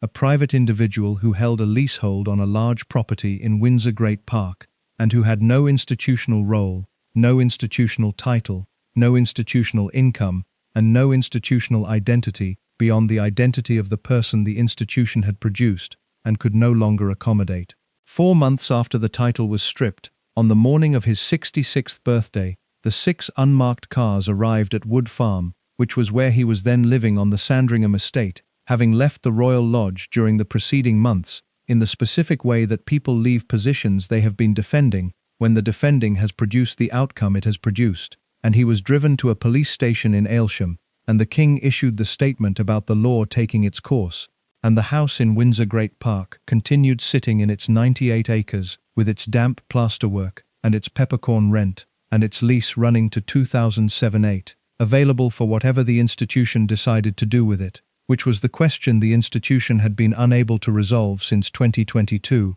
and that the arrest had now placed in the queue of Andrew-related questions that the institution was managing while managing everything else. The lease's provisions allowed it to pass, upon Andrew's death, to named members of his immediate family, specifically his daughters Beatrice and Eugenie. Beatrice and Eugenie were both in their mid-30s, and both had their own residences, and both had, by the public record of their relationship to the situation that their father had created, conducted themselves with the specific combination of loyalty to their father and distance from his conduct, that the daughters of men who have created the situations Andrew created conduct themselves with, when they are people of sufficient intelligence and sufficient institutional awareness to understand what the distance and the loyalty are each required for. The house sat in its acres, the lease ran to 2078, the institution managed around it, as it had managed around everything Andrew related for 40 years. In the autumn of 2001,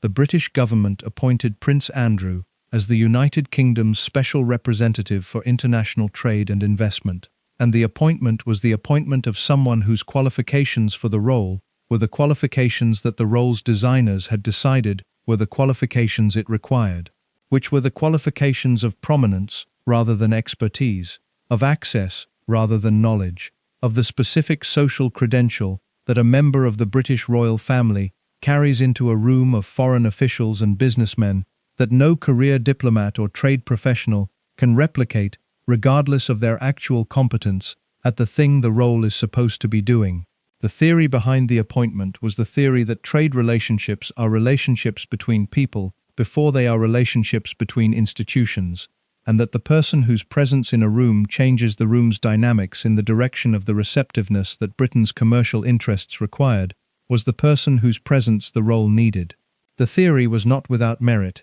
in the specific sense that the theory's premise was accurate. Andrew's presence in a room did change the room's dynamics, and the change was produced by the specific social mechanism of the royal connection operating on the people in the room in the direction of the access that the connection implied. Businessmen who would not have taken a meeting with a trade representative took meetings with a prince. Ministers who would not have attended a dinner that a prince was hosting. The mechanism worked. The question that the subsequent decade of the role's operation produced, and that the role's ending in 2011 confirmed as the question that mattered more than the mechanism's working, was the question of what the mechanism was being used for. The Air Miles Andy nickname arrived in the middle portion of the decade, coined by the press coverage of the travel expenses that the role generated, and the coining was the specific act of the tabloid press, identifying the gap between the role's stated function and the observable reality of its operation,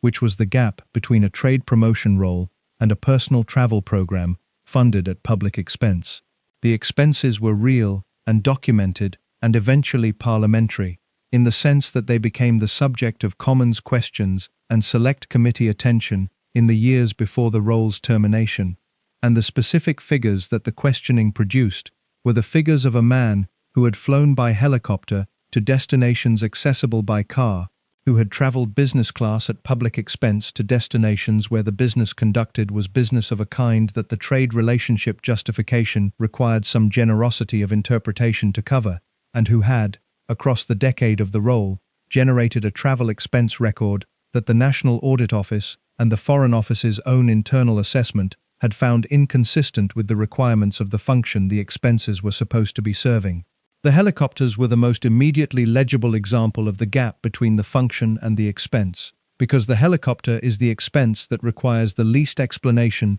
and the least tolerance to find unjustifiable. Andrew used chartered helicopters to travel to engagements in the British Isles that the train or the car would have served without the specific additional cost of the charter, and the using was the using of someone who had grown up in the expectation that the most expensive available form of transport was the appropriate form for someone of his position, and who had not acquired, across the 60 years of that expectation, the specific awareness that the expectation's expression at public cost was the expression that the public was entitled to find unreasonable. The foreign travel produced the associations that the helicopter expenses obscured, because the helicopter expenses were embarrassing, and the foreign travel's associations were something considerably worse. The associations were the associations of the people Andrew was meeting in the course of the trade promotion role that the travel was serving, and they were the associations that this account examines through the three examples that the available record most completely documents,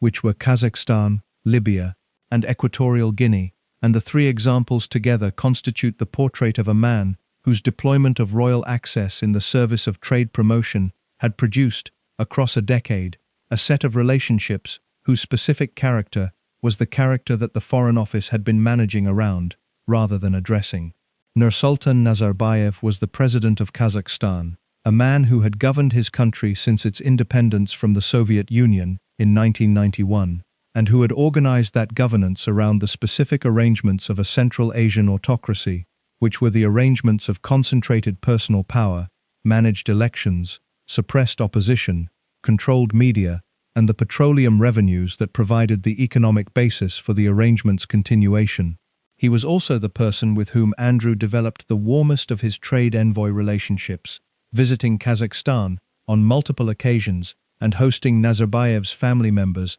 at private events in the United Kingdom, including events at Sandringham and at Windsor, where the hosting carried the specific institutional endorsement that events at royal residences carry when the events are seen to have royal family approval. The specific event that generated the most pointed coverage of the Kazakhstan relationship was the reporting of 2011 that established that Andrew had maintained his personal friendship with Timur Kulibayev, Nazarbayev's son-in-law, to the extent of facilitating the sale of his former marital home, Sunning Hill Park, to Kulibayev in 2007 for £3 million above its asking price. Sunninghill Park was the property that Andrew and Fergie had received as a wedding gift from the Queen in 1986, and that had remained unoccupied and deteriorating since the end of the marriage, and its sale to the son-in-law of the Kazakh president at a premium to the market price was the transaction that produced, in the commentary of the people who examined it, the specific question of what the premium represented in the context of the relationship between the seller and the buyer,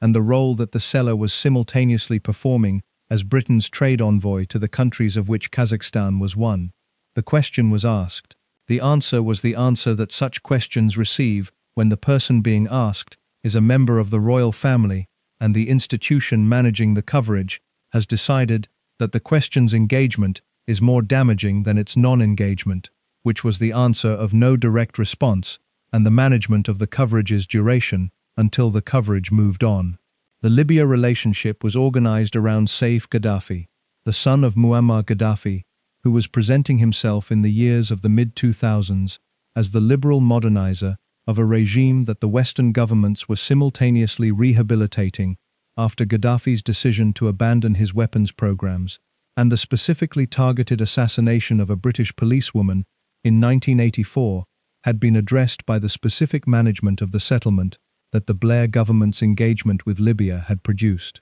Saif was educated at the London School of Economics, was connected to the British establishment through the network that LSE attendance and London social life generates, and was the figure through whom the rehabilitation of the Gaddafi regime and Andrew's social world intersected, producing the specific social occasions at which a prince and the son of a dictator appeared in the same photographs in the same rooms. The LSE connection is relevant beyond Saif, because the LSE was also the institution that produced, across the same period, the specific controversy about the source of the donations that funded the Gaddafi research program that Saif's foundation had established, a controversy that resulted in the LSE's director resigning in 2011. And that was part of the broader accounting of the specific decade in which the Western establishment's engagement with the Gaddafi regime had produced the relationships that the Libyan civil war and Gaddafi's eventual death in October 2011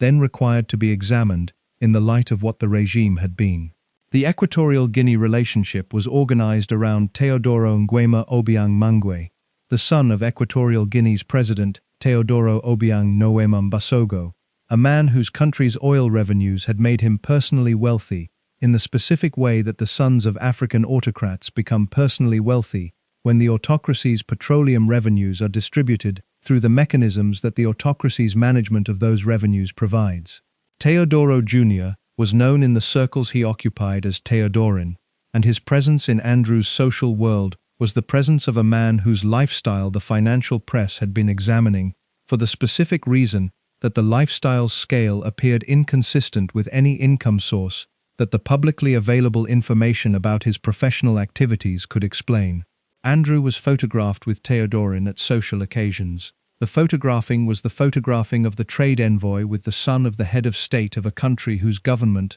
the trade envoy's role was technically designed to engage with in the service of British commercial interests, and the engagement was the engagement that the photographs documented, which was the engagement of two people at a party rather than two officials at a trade meeting, and the distinction was the distinction that the trade envoy role's justification required to be maintained, and that the photograph's evidence made increasingly difficult to maintain as the decade progressed. The Epstein connection ran in parallel with all three of these relationships, and the parallel was not incidental. What the Kazakhstan relationship and the Libya relationship and the Equatorial Guinea relationship and the Epstein relationship had in common was the specific mechanism of Andrew's operation, which was the mechanism of the man who deploys royal access in the direction of the people, whose access to the access is valuable enough to the people seeking it, that the specific character of those people is the secondary consideration. The character is the secondary consideration because the primary consideration is the value of the access, and the access is available to anyone willing to provide whatever the access's holder is looking for, and what Andrew was looking for, across the decade of the trade envoy role and the decade of the Epstein friendship, was the hospitality and the social world and the specific variety of engagement that the people who could provide it provided when the access was on offer. The role ended in July 2011.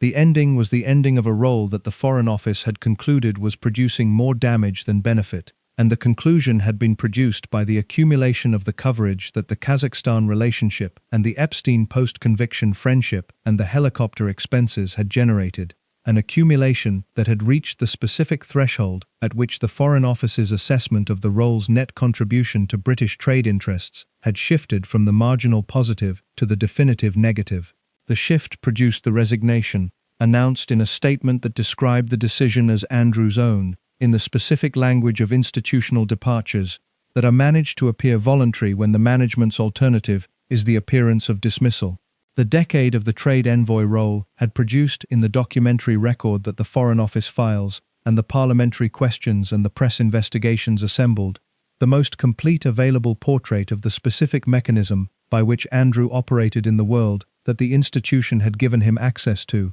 and the portrait's most important feature was not the specific relationships or the specific expenses or the specific transactions, but the specific consistency of the mechanism across every context it operated in. The mechanism was the same mechanism in Kazakhstan as it was in New York with Epstein, as it was in London with Ghislaine Maxwell, as it was in Libya with Saif Gaddafi, as it was in the nightclubs of the 1980s, and in the Belgian suite of Buckingham Palace in November 2019. The mechanism was the mechanism of a man who understood that the door his name opened was the door, and who spent his entire adult life walking through it without adequate consideration of what was on the other side. What was on the other side, assembled across the 7 parts of this account, was the documentary record of everything the walking through had produced, and the documentary record was the record that the institution had been managing for 40 years, and that the police station in Aylsham, on a February birthday, had confirmed was no longer manageable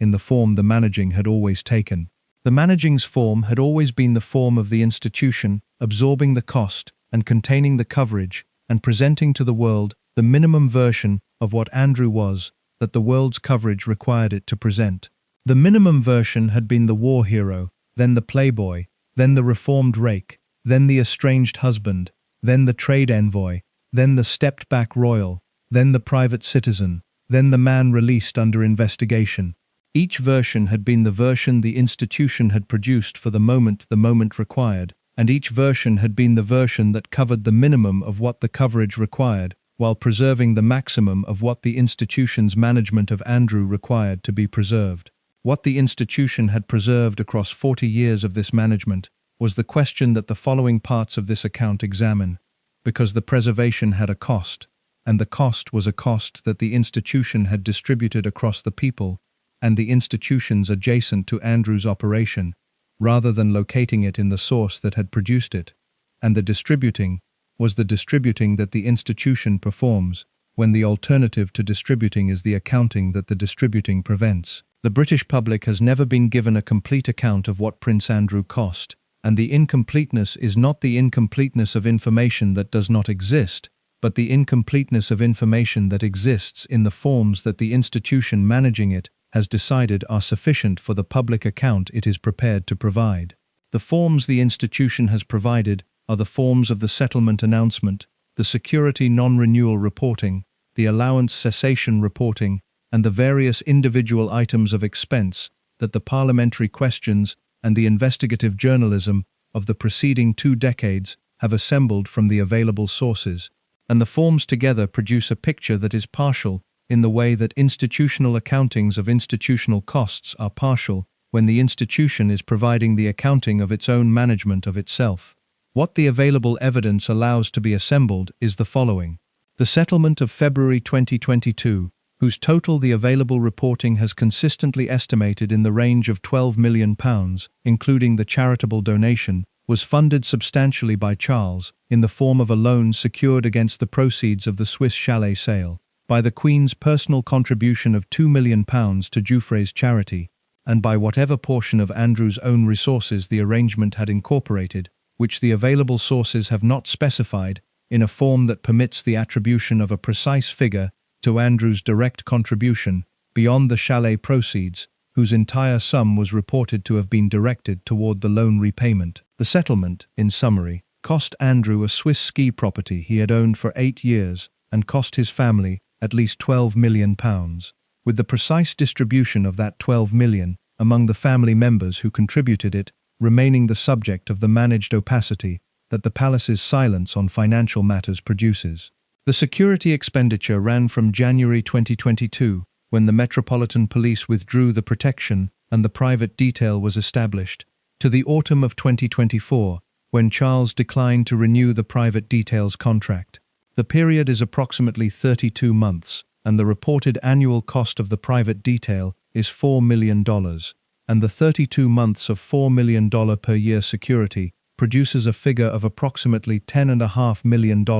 that Charles paid to protect a man who had been stripped of his public duties because of the conduct that the protection was required to manage the consequences of. The figure is the figure that the institution had been absorbing as the specific cost of the management decision not to address the situation in the direction that would have made the protection unnecessary, and the absorbing was the absorbing that the institution performs when the alternative to absorbing is the public accounting of the situation's source. The allowance of £1 million per year, reported as having been paid from Charles's private resources rather than from any public fund, had been running for a period that the available reporting has not precisely bounded, but that the context of the stepping back in November 2019 suggests had been running at least from that date, and possibly from substantially earlier, when Andrew's primary income from military affiliations and royal patronages had been progressively reduced by the Epstein coverage's management requirements.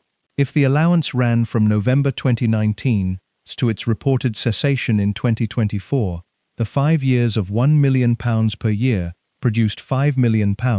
that Charles had paid to maintain a brother who had cost him £12 million in settlement funding and £10.5 million in security expenditure across overlapping periods. The trade envoy expenses, which had been the subject of parliamentary questions and select committee attention across the decade of the role's operation, were reported in the various accounts that the questioning produced, at figures that included helicopter hire, business-class international travel, and the maintenance of the support staff and communications infrastructure that the role generated, and the specific totals that the questioning established were the totals that the available parliamentary record shows, which were the totals of a role that had cost the public purse amounts that the Foreign Office's own assessment had found difficult to justify against the trade benefits the role had produced. The specific figure is not available in a single authoritative form, but the parliamentary record establishes that the expenses were sufficiently large to have been the subject of sustained institutional attention,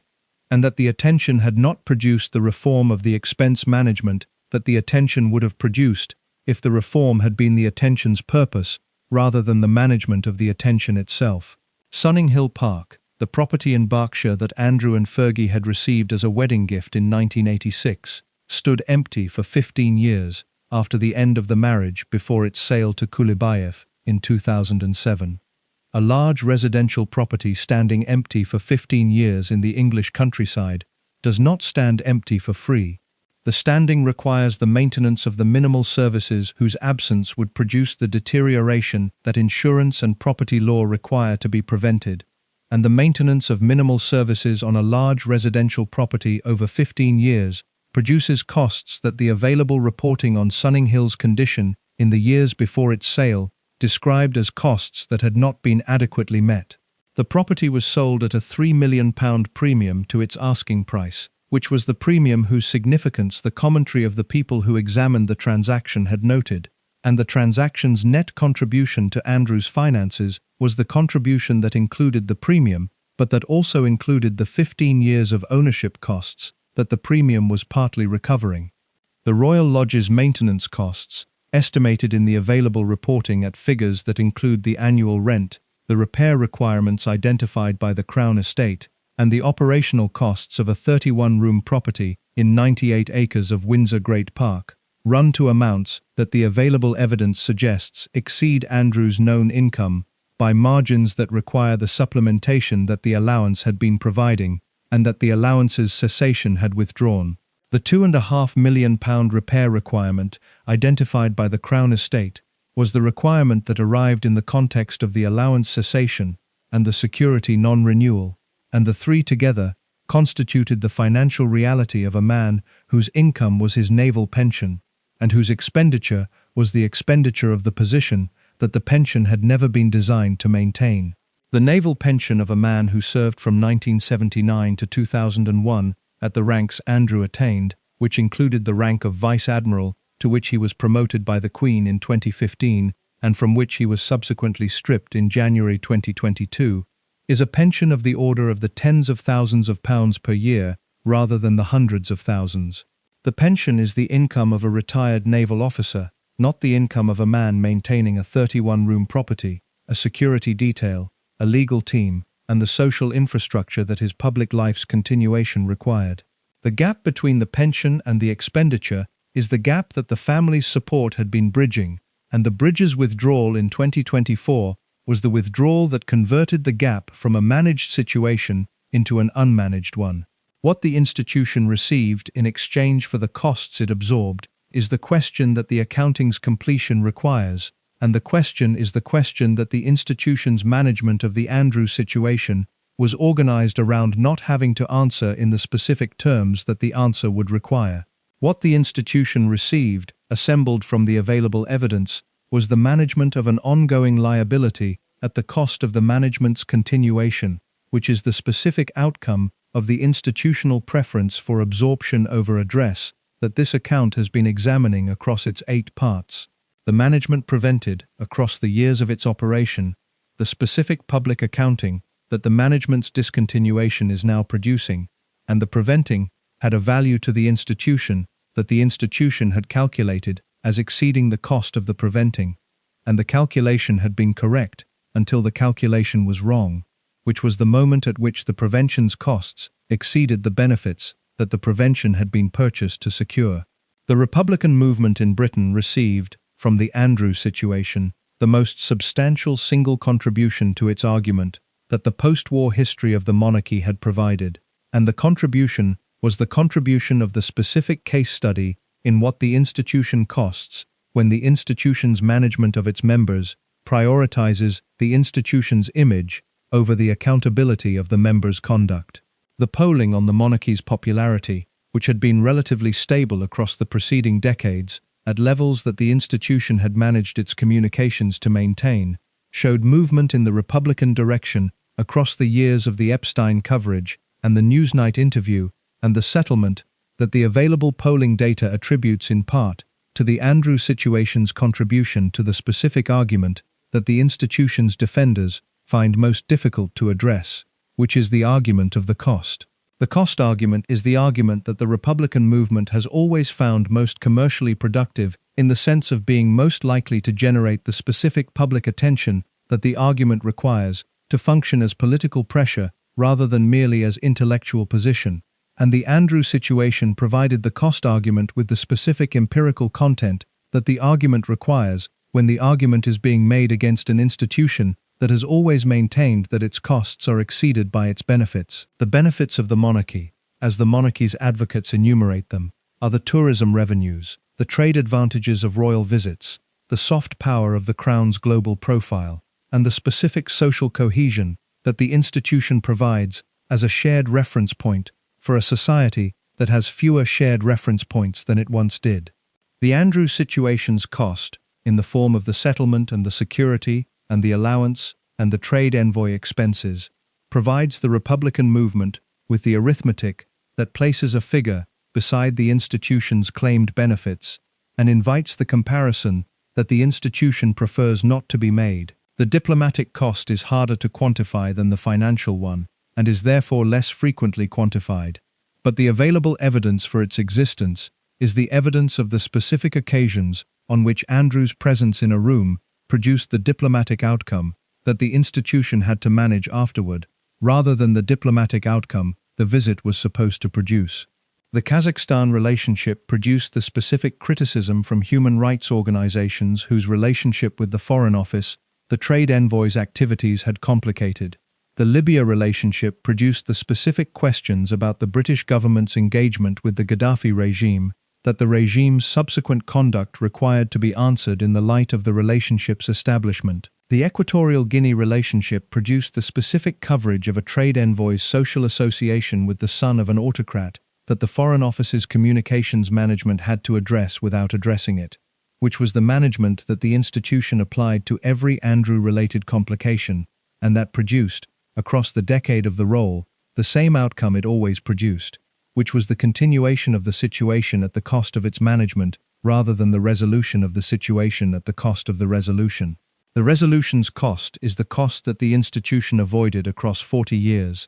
and that the birthday arrest has converted from an avoided cost into the cost being paid, and the paying is the paying that the following parts of this account examine in the specific terms of what the institution is now managing, and how the managing is proceeding, and what the managing is likely to produce, because the managing is not complete, and the situation that produced the birthday arrest is not the situation that the birthday arrest has resolved, and the resolution, when it comes, will be the resolution of a situation that the institution spent 40 years preferring to manage rather than resolve. The managing, as this account has established, produced the accounting that the accounting section has assembled. The accounting's total, assembled from the available figures and the available estimates and the available evidence for the costs whose figures have not been made available, is a total whose specific number is less important than its order of magnitude, and the order of magnitude is the order of tens of millions of pounds paid by the institution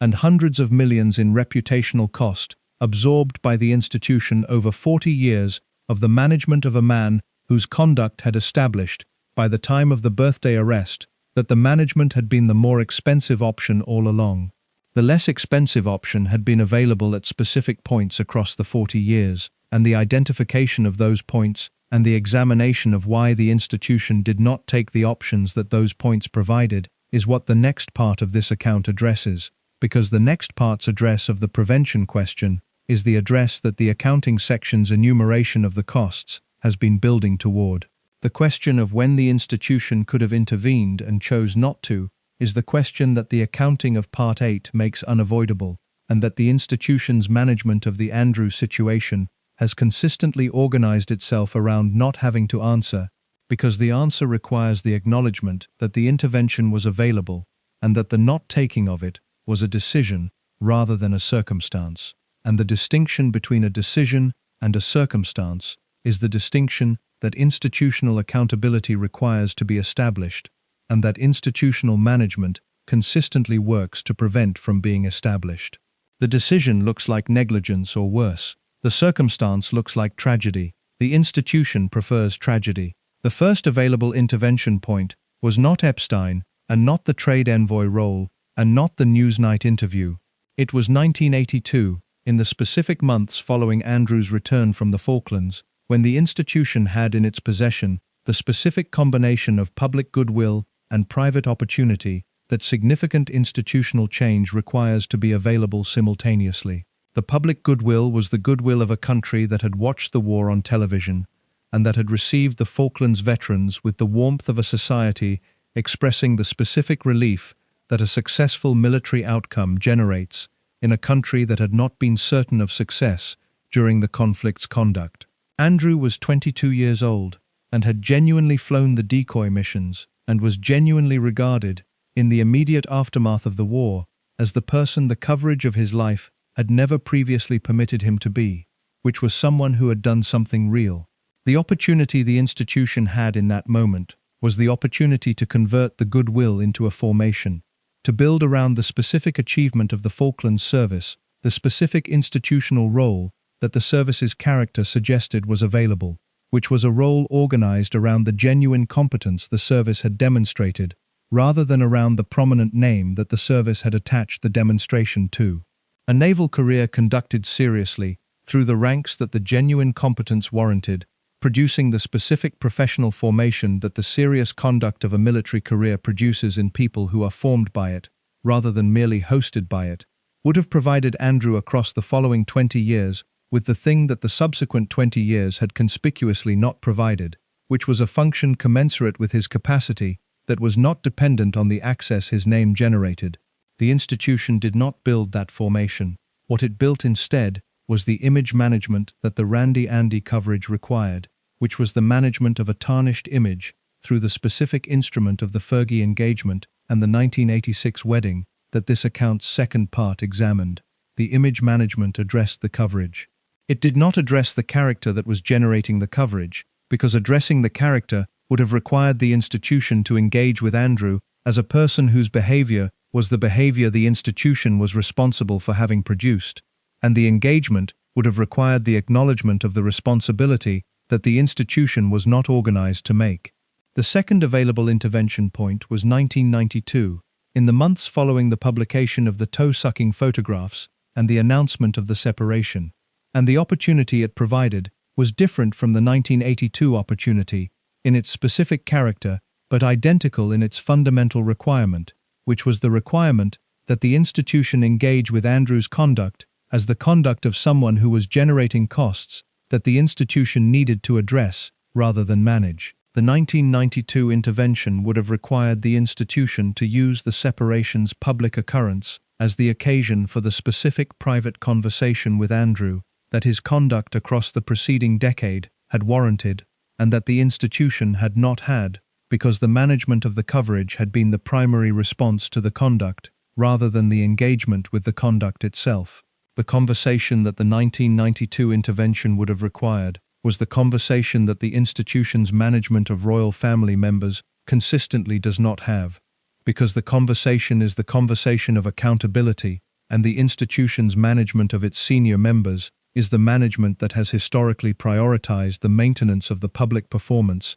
over the address of the private conduct, and the prioritizing has been organized around the institutional assessment that the public performance's maintenance serves the institution's interests more directly than the conduct's address, and the assessment is the assessment that the Andrew situation has established was wrong, in the specific terms of the costs that Part 8 assembled. The third available intervention point was 2001, when the trade envoy appointment was made, and this intervention point is the one whose availability is most precisely documented in the available evidence, because the appointment's assessment by the Foreign Office's own officials at the time of the appointment is available in the form of the accounts of people who were inside the Foreign Office in 2001 and who have described the appointment in terms that establish that the concerns about the appointment's suitability were concerns that the institution's assessment of the appointment's political benefits had overridden. The concerns were the concerns about whether Andrew's character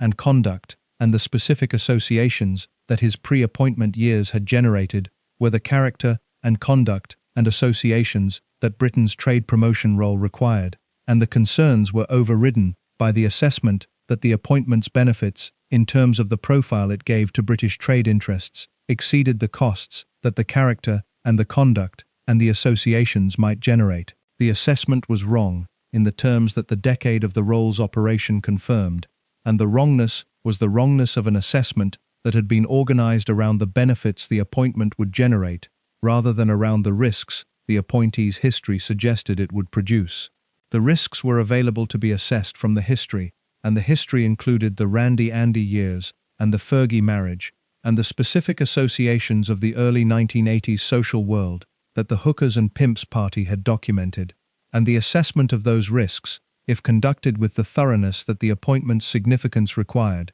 would have produced the conclusion that the appointment's management requirements would exceed the trade benefits it generated. The fourth available intervention point was 2006, when Epstein's Florida conviction became a matter of public record, and it is the intervention point whose non-taking is most difficult to explain in terms that do not ultimately resolve to the explanation of the institution's specific management decision, because the 2006 conviction was the event that converted the Epstein relationship from a social association of a kind that royal family members maintain with wealthy and prominent people into a social association with a convicted sex offender who had been found to have solicited prostitution from a minor and who was now a registered sex offender. The distinction between those two categories is not a subtle distinction. It is not a distinction that required the Foreign Office's analytical capacity to identify. It was the distinction that the conviction and the registration had made,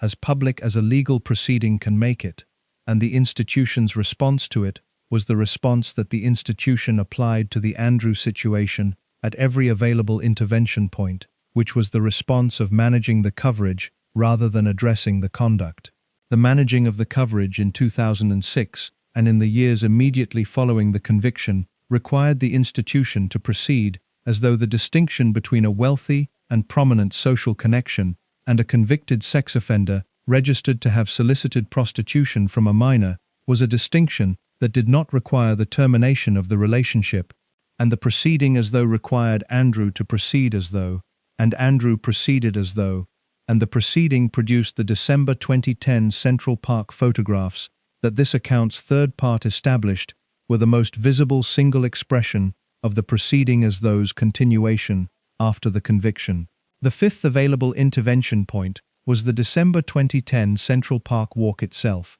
because the Central Park photographs were the intervention point that presented itself in the form that intervention points present themselves when the institution has declined to use the preceding ones, which was the form of a public event whose public occurrence made the institution's continued proceeding as though the most visible version of the proceeding, rather than the background assumption that previous occurrences had permitted it to be. The photographs were published. The coverage identified precisely what the photographs showed. The institution had the option of using the coverage as the occasion for the specific institutional communication to Andrew that the proceeding as though had made unavoidable. The option was not taken. The coverage was managed. Andrew resigned the trade envoy role in July 2011, 7 months after the photographs, in the form of the departure that this account's seventh part examined, and the departure was managed as a voluntary decision rather than as the institutional response to conduct that the voluntary framing was designed to obscure. And the obscuring was the obscuring of the intervention point in the form that the institution's management of departure always takes, which is the form that preserves the appearance of the departed's agency in the departure rather than the institution's role in producing the conditions that made the departure inevitable. The sixth available intervention point was 2015, when the Virginia Roberts allegations first reached the public record in the form of court documents filed in the Southern District of New York in January of that year, in which Roberts named Andrew as one of the men to whom Epstein had trafficked her. The filing was the filing that produced the first official legal occasion for Andrew's conduct to be examined by a court, and it produced from Andrew's communications team the specific response of the categorical denial and the vigorous refutation that the team had been prepared to produce. The palace issued a statement. The statement denied. The denial was managed. The court proceedings in which the filing had appeared resolved, without requiring Andrew's direct participation, and the resolution was received by the institution as the management outcome the management had been working toward, which was the outcome in which the legal occasion did not produce the legal engagement that the legal occasion had the potential to require.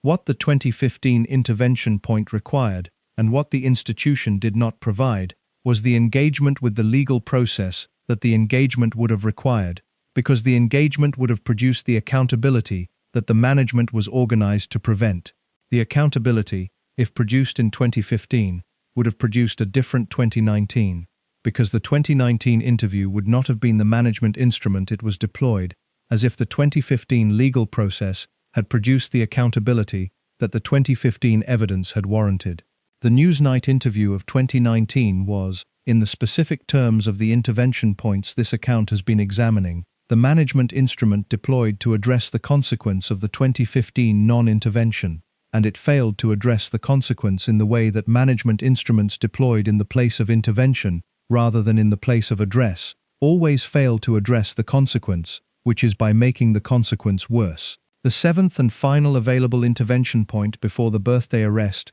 was the Newsnight interview itself, in the specific form of the communications professionals who advised against it and whose advice was not taken. The advice was the advice of people who understood what the interview would produce, from the position of people whose professional function was to assess what the interview would produce, and their assessment was the assessment that this account's fourth part established, which was the assessment of people who understood that the specific qualities of Andrew's engagement with the material the interview would require him to engage with were not the qualities that a live broadcast interview rewarded in subjects, and that the interview's conduct would produce the outcome that an inadequately prepared subject's live encounter with a prepared interviewer always produces. The advice was not taken because the advice was advice, and the decision was Andrew's, and the decision was Andrew's in the specific sense that Andrew had been making decisions about the management of his own situation across the 40 years of the preceding intervention points, without the institution's provision of the specific constraint on his decision-making that the intervention those points required would have provided. The institution had not provided the constraint. Andrew had made the decisions had produced the outcomes had accumulated. The accumulation had produced the Newsnight interview, and the settlement and the eviction battle, and the birthday arrest. And the birthday arrest was the outcome that the 7 intervention points non-taking had collectively produced across 40 years of the institution's preference for management over address. The preference is not the preference of malice. The institution that produced Andrew did not produce him with the intention of producing the outcome his life has generated. It produced him with the formation and the resources and the social world and the access and the absence of the accountability that the formation and the resources and the social world and the access required to have been balanced by something commensurate with them. And the something commensurate was the something that the institution had never adequately provided to the member whose conduct had most required it. Why the Queen, who had provided it in other forms to other members, did not provide it to Andrew, is the question whose answer is the most personally specific of the questions this account addresses, because the answer requires the examination of a relationship between a mother and a son, rather than between an institution and its member, and the two relationships were not always the same relationship, and the places where they diverged are the places where the 40 years of non-intervention are most precisely explained. The royal expert who described Queen Elizabeth II's relationship to her second son as a blind spot was not using the phrase as a metaphor. A blind spot is a specific anatomical condition, the area of the visual field that the eye cannot process because the retina has no photoreceptors at the point where the optic nerve connects to it, and the area exists not because the eye is defective, but because the eye's architecture has organized itself around a specific structural requirement whose consequence is the specific absence of vision at a specific point. The description of the Queen's relationship to Andrew as a blind spot was the description of something structural rather than something incidental. The observation that the Queen's assessment of Andrew was not the assessment that the available evidence would have produced in someone without the architectural feature that the Queen's relationship to Andrew contained, and that the feature was not a defect in the Queen's general assessment capacity, which was a capacity that the 68 years of her reign had demonstrated was considerable, but a specific condition of the specific relationship whose structure produced the specific absence where the evidence required the vision most. The available evidence for the blind spot's existence is the evidence of the specific occasions at which the Queen's response to Andrew's conduct was the response that the blind spot's architecture would predict, rather than the response that the conduct's character would warrant, and the occasions are the occasions that the preceding parts of this account have established at the specific points where the Queen's decision was the available decision and the Queen made it in the direction of the management rather than the address. The Newsnight interview approval was the most precisely documented of these occasions, because Maitlis's account of the approval established that the Queen had been consulted and had communicated her endorsement, and the endorsement was the endorsement of a woman who had spent 67 years managing the institution's public communications and who had approved the specific communication whose management failure this account's fourth part examined. The approval was the approval that the blind spot architecture predicts, which is the approval of someone who has assessed the situation from the position of the mother rather than the position of the head of state, and whose assessment has produced the conclusion that the son's desire to explain himself is the desire that should be accommodated rather than the desire whose accommodation should be weighed against the institutional cost the accommodation would generate. The favorite son characterization, which appears in the royal commentary literature, with the consistency of an observation that multiple independent sources have reached from multiple independent directions, is the characterization that the blind spot's existence requires to be examined rather than merely cited,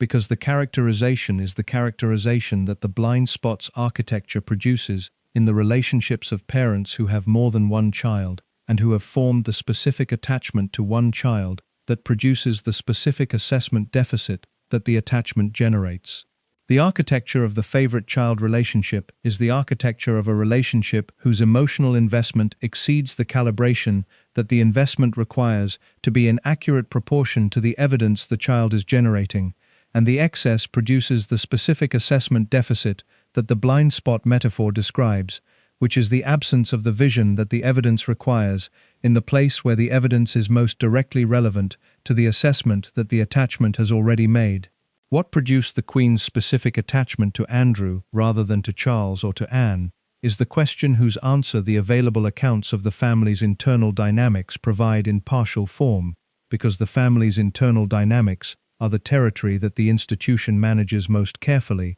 and that the available sources cover most cautiously.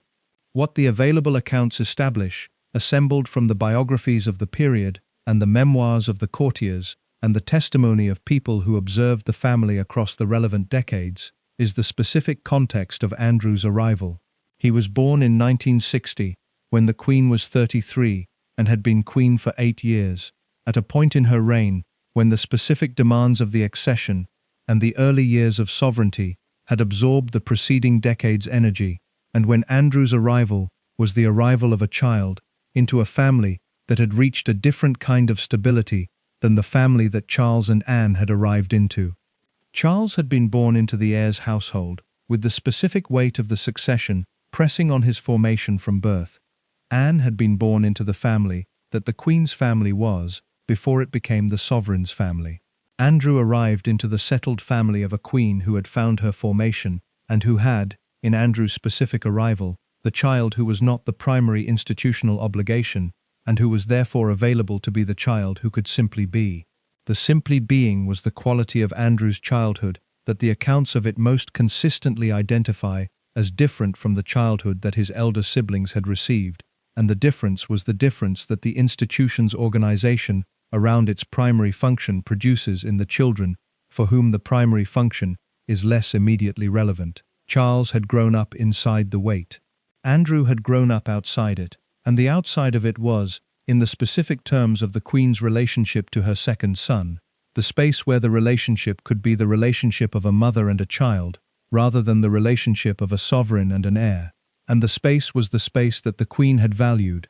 and that had organized the specific quality of her attachment to Andrew, in the terms that the attachment's subsequent history would require to be examined. The Falklands had deepened the attachment in the specific way that a child's genuine courage deepens a parent's pride, and the pride was the pride that the Queen had expressed in the specific terms of someone who had watched her son do something that his formation had produced, and that the institution's requirements had not required him to do. He had gone to the war when the institution could have prevented him, because Philip had insisted that the prevention would have been wrong, and the Queen had agreed, and the agreement was the agreement of a parent who understood that the child's desire to do the thing was the desire that should be respected, rather than the desire that should be managed for the institution's convenience. The respect had produced the Falklands service. The service had produced the pride. The pride had produced the deepened attachment. The deepened attachment had produced the blind spot's deepened architecture, and the deepened architecture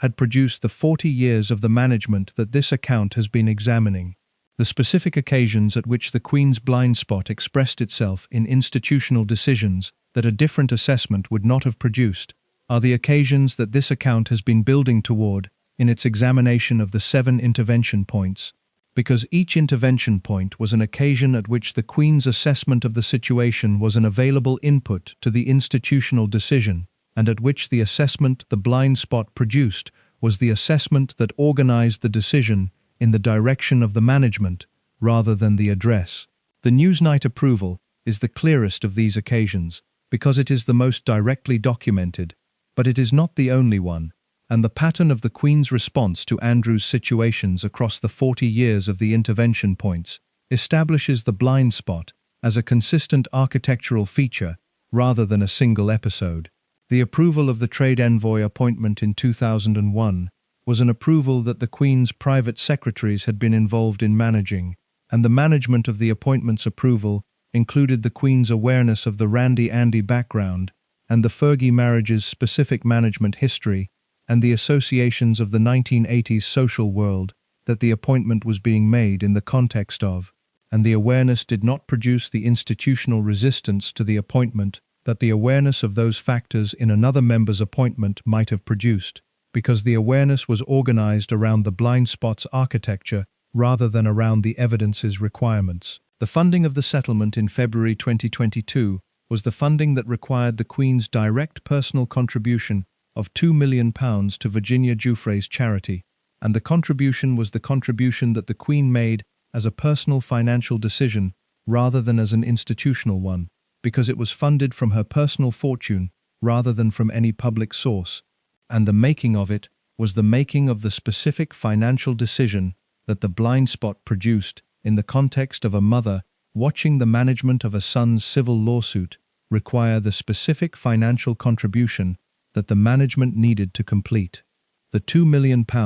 was not the contribution of an institution funding the resolution of a member's legal problem. It was the contribution of a mother funding the resolution of a son's, and the distinction is the distinction that the blind spot's architecture produced in the decision, and that the institution's subsequent management of the contribution's description has organized around the charitable framing rather than the maternal one. The Queen died on the 8th of September 2022, 6 months and 21 days after the settlement's announcement, at Balmoral Castle, at the age of 96, and her death produced in Andrew's situation the specific change that the death of the parent, whose architectural feature has been organizing the management of a family member's situation, always produces, which was the change of the management from the management of the person whose architectural feature had been driving it, to the management of the person whose assessment was not organized by the same architectural feature. Charles did not have the blind spot. Charles had a different relationship to Andrew, organized around a different set of experiences and a different position in the family's internal dynamics, and the different position had produced a different assessment. Charles had grown up as the heir, with the weight that the heir's position generates, and the weight had produced in Charles the specific quality of institutional seriousness that the institution's primary obligation generates in the people who bear it. And the institutional seriousness was the quality that Andrew's conduct had been most directly in tension with, because the institutional seriousness organizes itself around the institution's reputation, and Andrew's conduct had been the conduct whose management had required the institution's reputation to absorb costs that the institutional seriousness could not find acceptable. The tension between Charles's institutional seriousness and Andrew's conduct was the tension that the Queen's blind spot had been managing across the years when both were alive,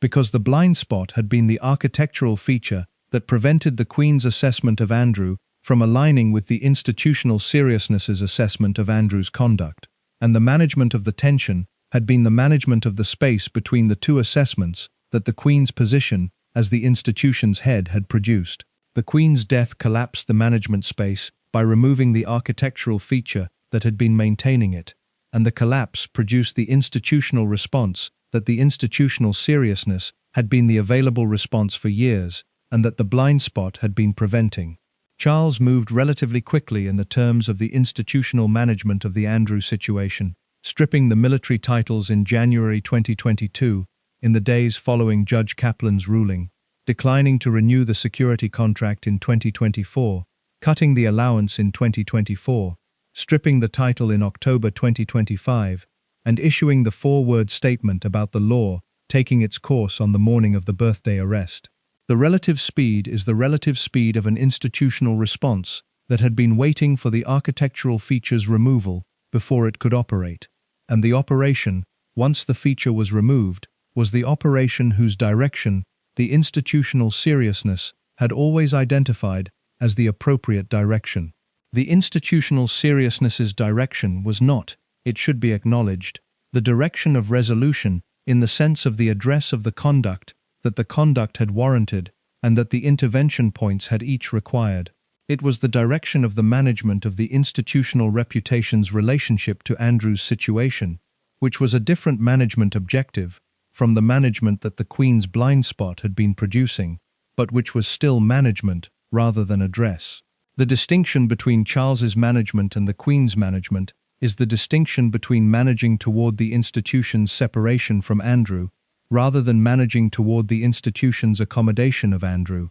and the distinction is a meaningful one in terms of the institution's reputation management, but is not the distinction between management and accountability, because the institution's separation from Andrew is not the accountability of Andrew for Andrew's conduct, but the institution's accounting of the conduct's cost to itself, and the institution's decision to cease absorbing the cost at the level the absorbing had reached. The accountability of Andrew for Andrew's conduct is the accountability that the birthday arrest made potentially available for the first time in the 40 years of the management. And whether the potential becomes the actual is the question that the investigation whose conduct produced the birthday arrest is engaged with determining, and the determination will produce the outcome that the determination produces, and the outcome will be the outcome that this account cannot predict from the position of the accounts assembly, which is the position of the evidence available before the determination is complete. What the evidence available before the determination is complete establishes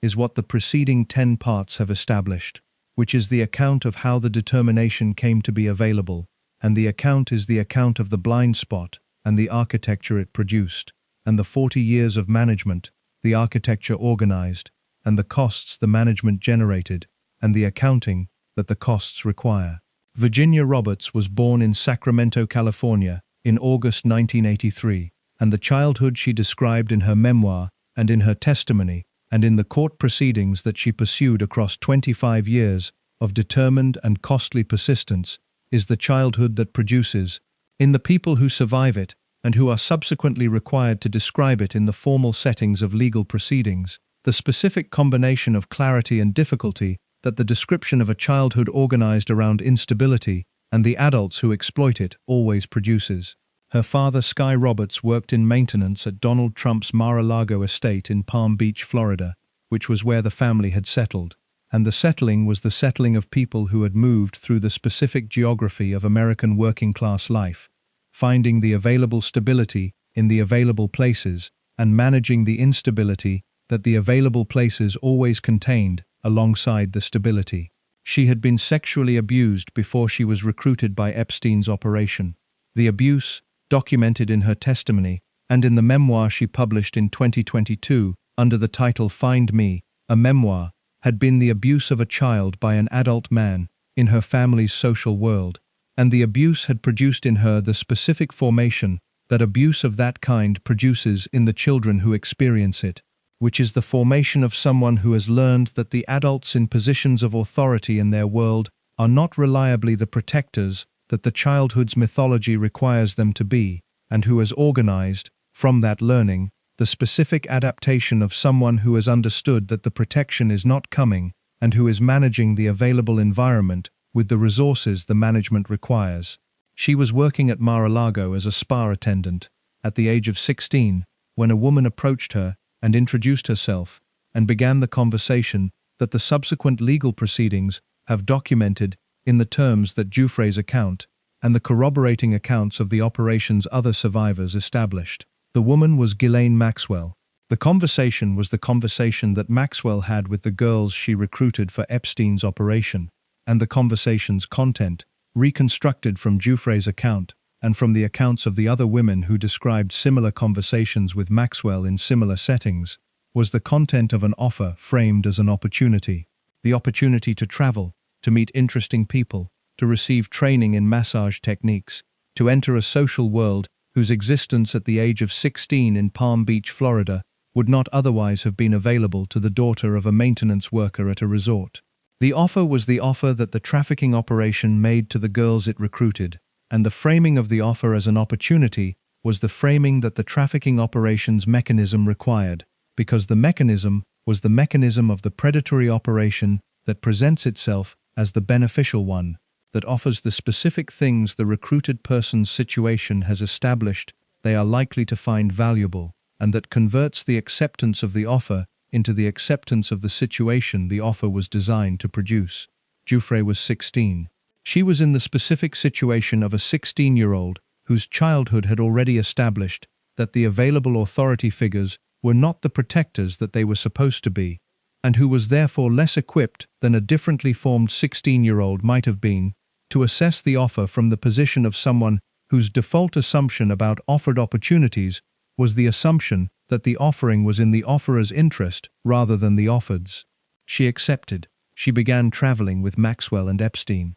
She was taken to Epstein's properties in Palm Beach and New York, and to Little St. James, and to other locations that the trafficking operation used across the years of its operation, and the traveling was the traveling of someone who had been recruited into a situation that the traveling's continuation was making progressively more difficult to exit, because the continuation had produced the dependencies of someone who is being provided with the material things that the provision makes the provider seem necessary, and the provider's necessity is the mechanism that makes the exit expensive in the specific terms of the things the exit requires the person to give up. She described, in the testimony that the subsequent legal proceedings required, and in the memoir that the subsequent years produced, the specific texture of the situation's operation, which was the texture of a world in which the people she was introduced to were the people who Epstein's social world contained, which was the social world that this account's third part established, the world of wealth and access,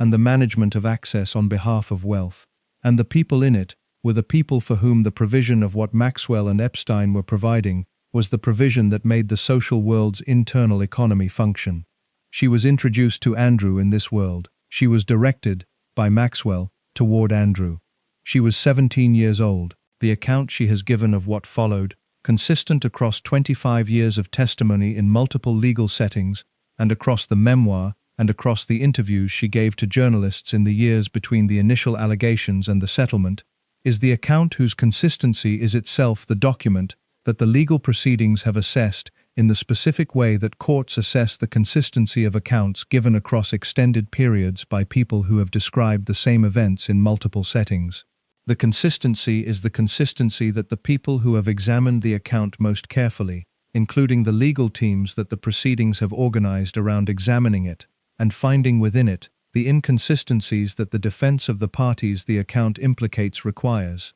have found in the account's fundamental elements: the three occasions, the three locations, the identity of the man the account describes, and the specific details of the encounters that the account preserves in the form that significant experiences are preserved, which is the form of the detail that the ordinary memory retains and the performed memory does not. The settlement of February 2022 imposed on Giuffre the specific constraints that settlements in civil proceedings of this kind impose on the settling parties, which are the constraints of the confidentiality terms, and the financial terms, and the behavioral terms that the settlement negotiation produced. And one of the constraints was the constraint that prevented her from discussing the settlement's specific financial terms in terms that would breach the confidentiality agreement that the settlement contained. The constraint was the constraint of the standard non-disclosure architecture that the legal proceedings of wealthy defendants produce when the settlement is available, and when the settlement is the outcome that the wealthy defendant prefers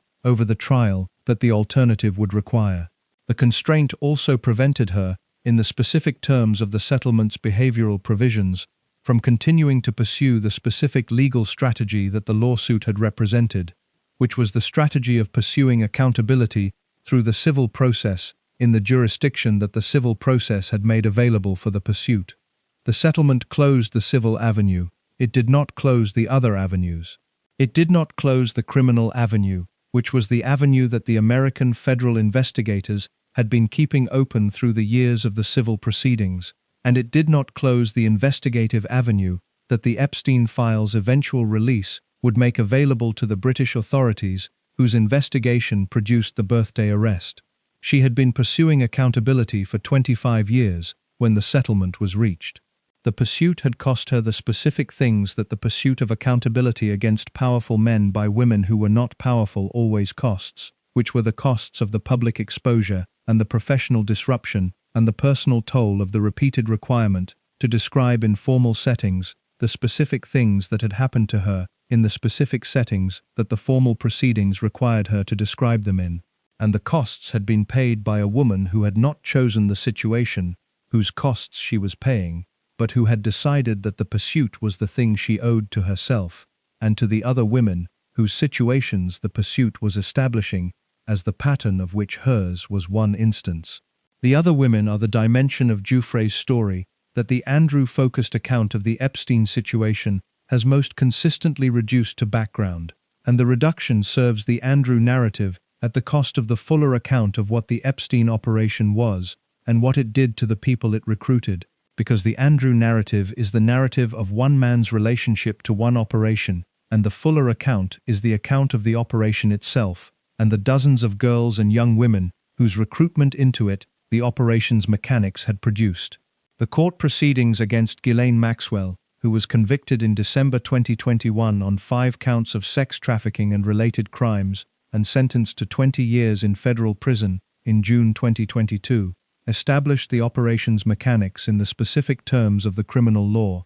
and the mechanics the conviction established were the mechanics that Giuffre's account had been describing since she first came forward, which was the mechanics of the deliberate recruitment of vulnerable young women, the grooming of the recruited, the trafficking of the groomed, and the management of the trafficked, through the combination of dependency and the social world's normalization of the situation that the dependency made the exit from expensive. The dozens of women whose accounts the Maxwell prosecution incorporated were the women whose accounts the Andrew narrative has not been required to accommodate, because the Andrew narrative is organized around Andrew rather than around the operation that Andrew's relationship to Epstein had placed him adjacent to, and the not requiring is the not requiring that the institution's management of the Andrew situation had always produced, which was the management that located the situation in Andrew's conduct, rather than in the operation that Andrew's conduct had connected him to. Virginia Giuffre died in May 2025. She was 41 years old. Her death was described in the statements of her family and her lawyers as a death that had been anticipated in the context of her health in the preceding period, and it arrived in the specific months before the Epstein Files' January 2026 release that produced the birthday arrest, which means that she did not live to see the arrest that her 25 years of pursuit had contributed to making possible. Her brother Sky Roberts, interviewed on the morning of the birthday arrest, described the moment as surreal and as a proud moment and as the first step, and the description was the description of someone who understood that the step was the step that his sister's 25 years of not stopping had made available, and that the not stopping had been the cost she had paid for a step she had not lived to see taken. The statement that Andrew released alongside the settlement in February 2022 described Giuffre as brave. The description was the description that the settlement's terms and the institutional management of the day's communications had produced as the appropriate acknowledgement of the person whose 25 years of not stopping had produced the settlement that the description accompanied,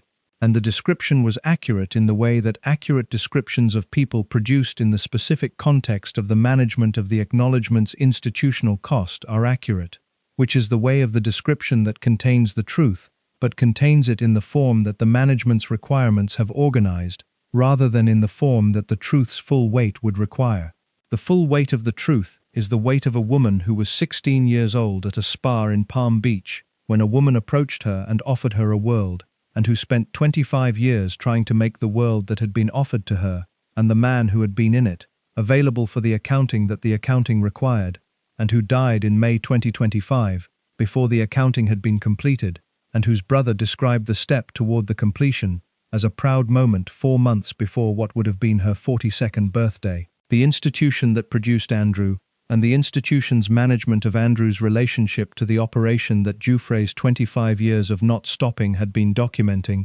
is the institution that the birthday arrest has placed in the position of the institution that is now required to account for the accounting that the management has been organizing around for 40 years.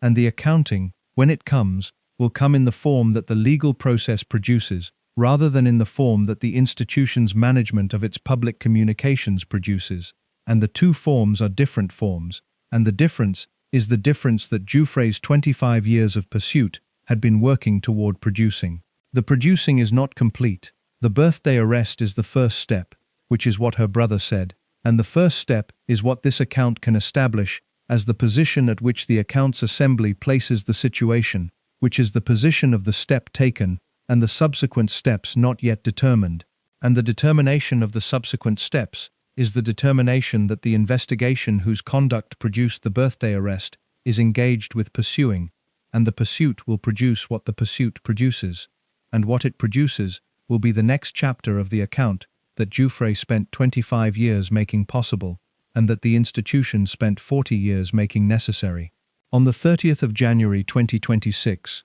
the United States Department of Justice released a tranche of documents from the Epstein investigation that the Justice Department's management of the investigation had been accumulating across the years since Epstein's death in August 2019, and that the public pressure for their release had been building toward for the same period. The release was not the release that the institution had been managing around, which was the release of the specific documents that would establish the specific conduct of the specific people whose names the documents contained in the specific terms that the criminal law requires. The release was a broader release, millions of pages of material from the investigation's collection of the evidence that the investigation had assembled from the servers and the properties and the financial records and the communications infrastructure of the operation that the investigation was examining, and the breadth of the release was the breadth of a disclosure whose management by the Justice Department had concluded that the withholding of the material was producing more damage to the investigation's public legitimacy than the release of the material whose release did not compromise the investigation's active components. The release produced, across the days and weeks of the examination of its contents by the journalists and the lawyers and the investigators and the researchers who spent those days and weeks reading what the millions of pages contained, the specific variety of disclosure that releases of this scale always produce, which was the disclosure that sorted the genuinely new from the confirming of what the available record had already established, and what was genuinely new was new in the forms that the genuinely new is new in when the genuinely new comes from inside a major federal investigation's collected evidence, which was the form of the communication that had not previously been seen, and that the seeing of it added a dimension to the established account that the established account had not contained. The specific emails about Andrew were the specific emails that the available reporting, drawing on the journalists who had examined the released material in the days following the release, identified as the emails that had produced the specific legal consequence of the birthday arrest 3 weeks later. The emails were emails that appeared to show Andrew, in his capacity as the United Kingdom's Special Representative for International Trade and Investment, sharing with Epstein information of a kind that the trade envoy role's access to government information had made available to Andrew, and that the sharing of it with a person who was not a government official and who was not an authorized recipient of the information constituted the specific conduct that the criminal law organized around misconduct in public office was designed to address. The misconduct in public office charge is one of the oldest available charges in English criminal law, with a history that extends into the common law's formation in the centuries before the statutory criminal law's codification, and its elements are the elements that the common law had developed across those centuries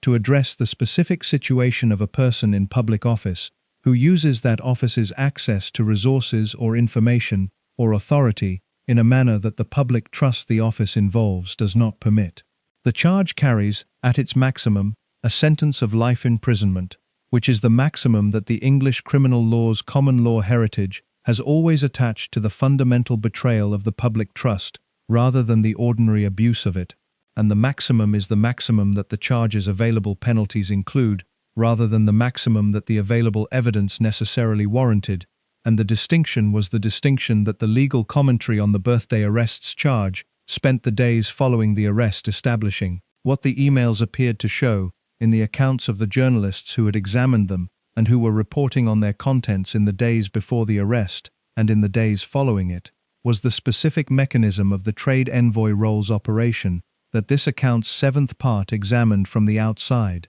which was the mechanism of a man who was receiving from the government the access to information that the role's function required and who was deploying that access in the direction of the people whose social world the role was operating in, and the people whose social world the role was operating in included Epstein, and the direction of the deployment included Epstein, and the information that the deployment had reached Epstein apparently included information whose reaching him the trade envoy role's terms had not authorized. The specific content of the information that the emails appeared to show Andrew sharing has not been established in the public record in the form that the criminal proceedings, if they produce criminal proceedings, will be required to establish. Because the information's specific content is the information whose public disclosure the investigation has managed in the direction of the investigation's requirements, which are the requirements that the evidence be established in the form that the court requires, rather than the form that the journalism produces. The available reporting has described the information as confidential trade reports, as government assessments of commercial situations in territories relevant to the trade envoy role's operation, as the kind of government-produced analysis that the role's access to the relevant government departments would have produced, and that the role's holders sharing with a private individual who was not authorized to receive it would constitute the specific breach of the public trust that the misconduct charge describes. The Republic Pressure Group, which had been arguing for years that the Andrew situation required a criminal investigation rather than the institutional management that had been applied to it, had filed a formal complaint with the Thames Valley Police in the weeks following the file's release, and the filing was the filing that preceded the investigation's formal opening, and that the police's statement about the investigation's opening, issued in the days before the birthday arrest, described as the complaint that had triggered the assessment that had concluded that the formal investigation was warranted. The complaint was the complaint of an organization whose political position on the monarchy produced the specific motivation to pursue the legal mechanism that the monarchy's institutional management had been preventing from being pursued, and the motivation was the motivation of an organization rather than the motivation of a victim, and the distinction was noted in the legal commentary that the arrest's announcement generated, but was not identified in the legal commentary as a distinction that affected the investigation's legitimacy, because the mechanism of the public complaint that initiates a police investigation does not require the complainant to be the person directly harmed by the alleged conduct. The Thames Valley Police issued its statement on the 19th of February 2026, describing the arrest in the language that British policing conventions require when the arrest is of a person who has not been named by the police in their public statements, which was the language of a man in his 60s, arrested on suspicion of misconduct in public office, with searches being conducted at addresses in Berkshire and Norfolk. The Berkshire address was the Royal Lodge, where the searches were conducted in the property whose eviction dispute this account's sixth part examined, and which Andrew had not been living in for the months preceding the arrest. The Norfolk address was Wood Farm on the Sandringham estate, where Andrew had been staying, and it was at Wood Farm that the 6 unmarked vehicles had arrived at 8 in the morning, and from which Andrew had been driven to the police station in Aylsham. He was held for 11 hours. The 11 hours was the period that the police custody provisions of the Police and Criminal Evidence Act, 1984, permit for the initial detention of a person arrested on suspicion of an offence, before the authorization of continued detention is required from a custody officer, and the 11 hours produced the interview, or interviews, that the detectives conducting the investigation had been authorized to conduct in the custody period, and that the custody period's end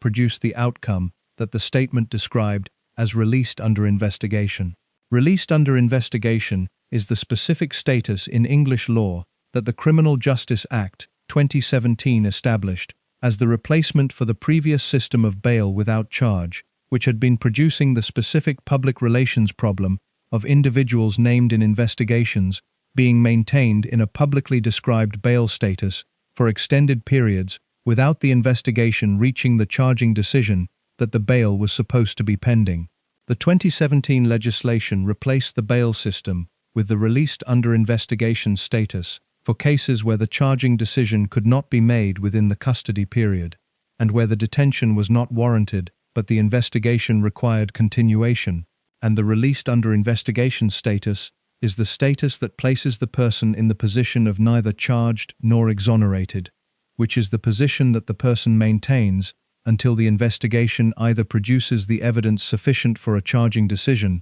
or produces the conclusion that the evidence is not sufficient. The King's statement, issued in the hours following the arrest's public announcement, was the statement of 4 words whose management of the occasion this account has already examined, and that the subsequent commentary organized around the specific quality of the 4 words, as the institutional management of the relationship between the monarch and the arrested former member of the royal family that the arrest required. The law must take its course. The 4 words said, what 4 words can say, which is the minimum, and the minimum in this context was the maximum that the institutional management had decided was appropriate, which was the appropriateness of a statement that separated the institution from the person without requiring the institution to comment on the merits of the investigation that the person was the subject of, because the commenting on the merits was the commenting that would have required either the defense of the person or the prejudging of the investigation, and both were positions that the institution's management of its relationship to the legal process could not adopt. The statement was 4 words. It was issued within hours. It was the fastest institutional response to an Andrew-related development that the preceding 40 years had produced, and the speed was the speed of an institution that had been managing the relationship between itself and Andrew's situation for 40 years, and that had identified, in the arrest's morning, the specific moment at which the management could be converted into the statement, and the statement into the separation that the institutional seriousness had been working toward since the Queen's death, had removed the architectural feature that the Queen's blind spot had maintained. The investigation continued. The files remained in the possession of the investigators examining them. The emails whose appearance in the files had produced the complaint and the investigation, and the arrest, remained in the form that the investigation's management of them required, which was the form of evidence in an active investigation, rather than the form of publicly available material whose specific content the journalism could establish. The birthday arrest was the first step, as Giuffre's brother had said from California, and the first step's completion had produced the released under investigation status, and the investigation's continuation, and the continuation was the continuation whose outcome this account cannot predict, and whose process is the process that the file's release had initiated, and that the birthday arrest had formalized. What the formalization had produced, beyond the investigation's continuation, was the specific moment at which the institution's management of the Andrew situation had reached the position that 40 years of the management had been organized around preventing, which was the position of a former member of the royal family in a police station answering questions about his conduct in his role as the Queen's representative on the morning of his 66th birthday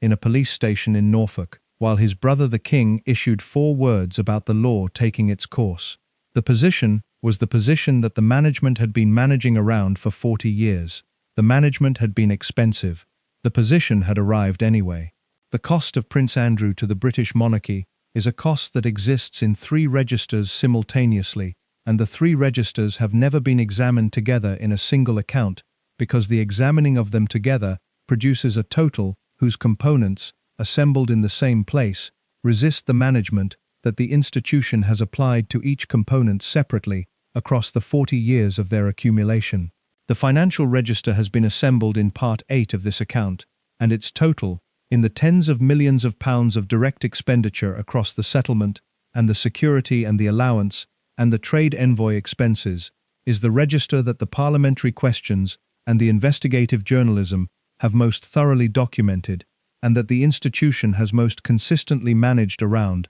by treating each component as a separate item rather than as a part of the running total. The reputational register is the register that the polling and the commentary have examined in the years since the Newsnight interview, and that the institution's communications management has been most actively engaged in managing, because the reputational register is the register that the institution's survival depends on, in the specific sense that the institution's survival is dependent on the public's continued assessment that the institution's value exceeds its cost, and Andrew had been providing the institution's critics with the most substantial single contribution to the argument that the cost exceeds the value that the post-war history of the monarchy had produced. The third register is the register that this account has been building towards since Part 11's examination of Virginia Giuffre, which is the human register, the register of what the management of Andrew's situation cost the people who were not the institution, and not Andrew,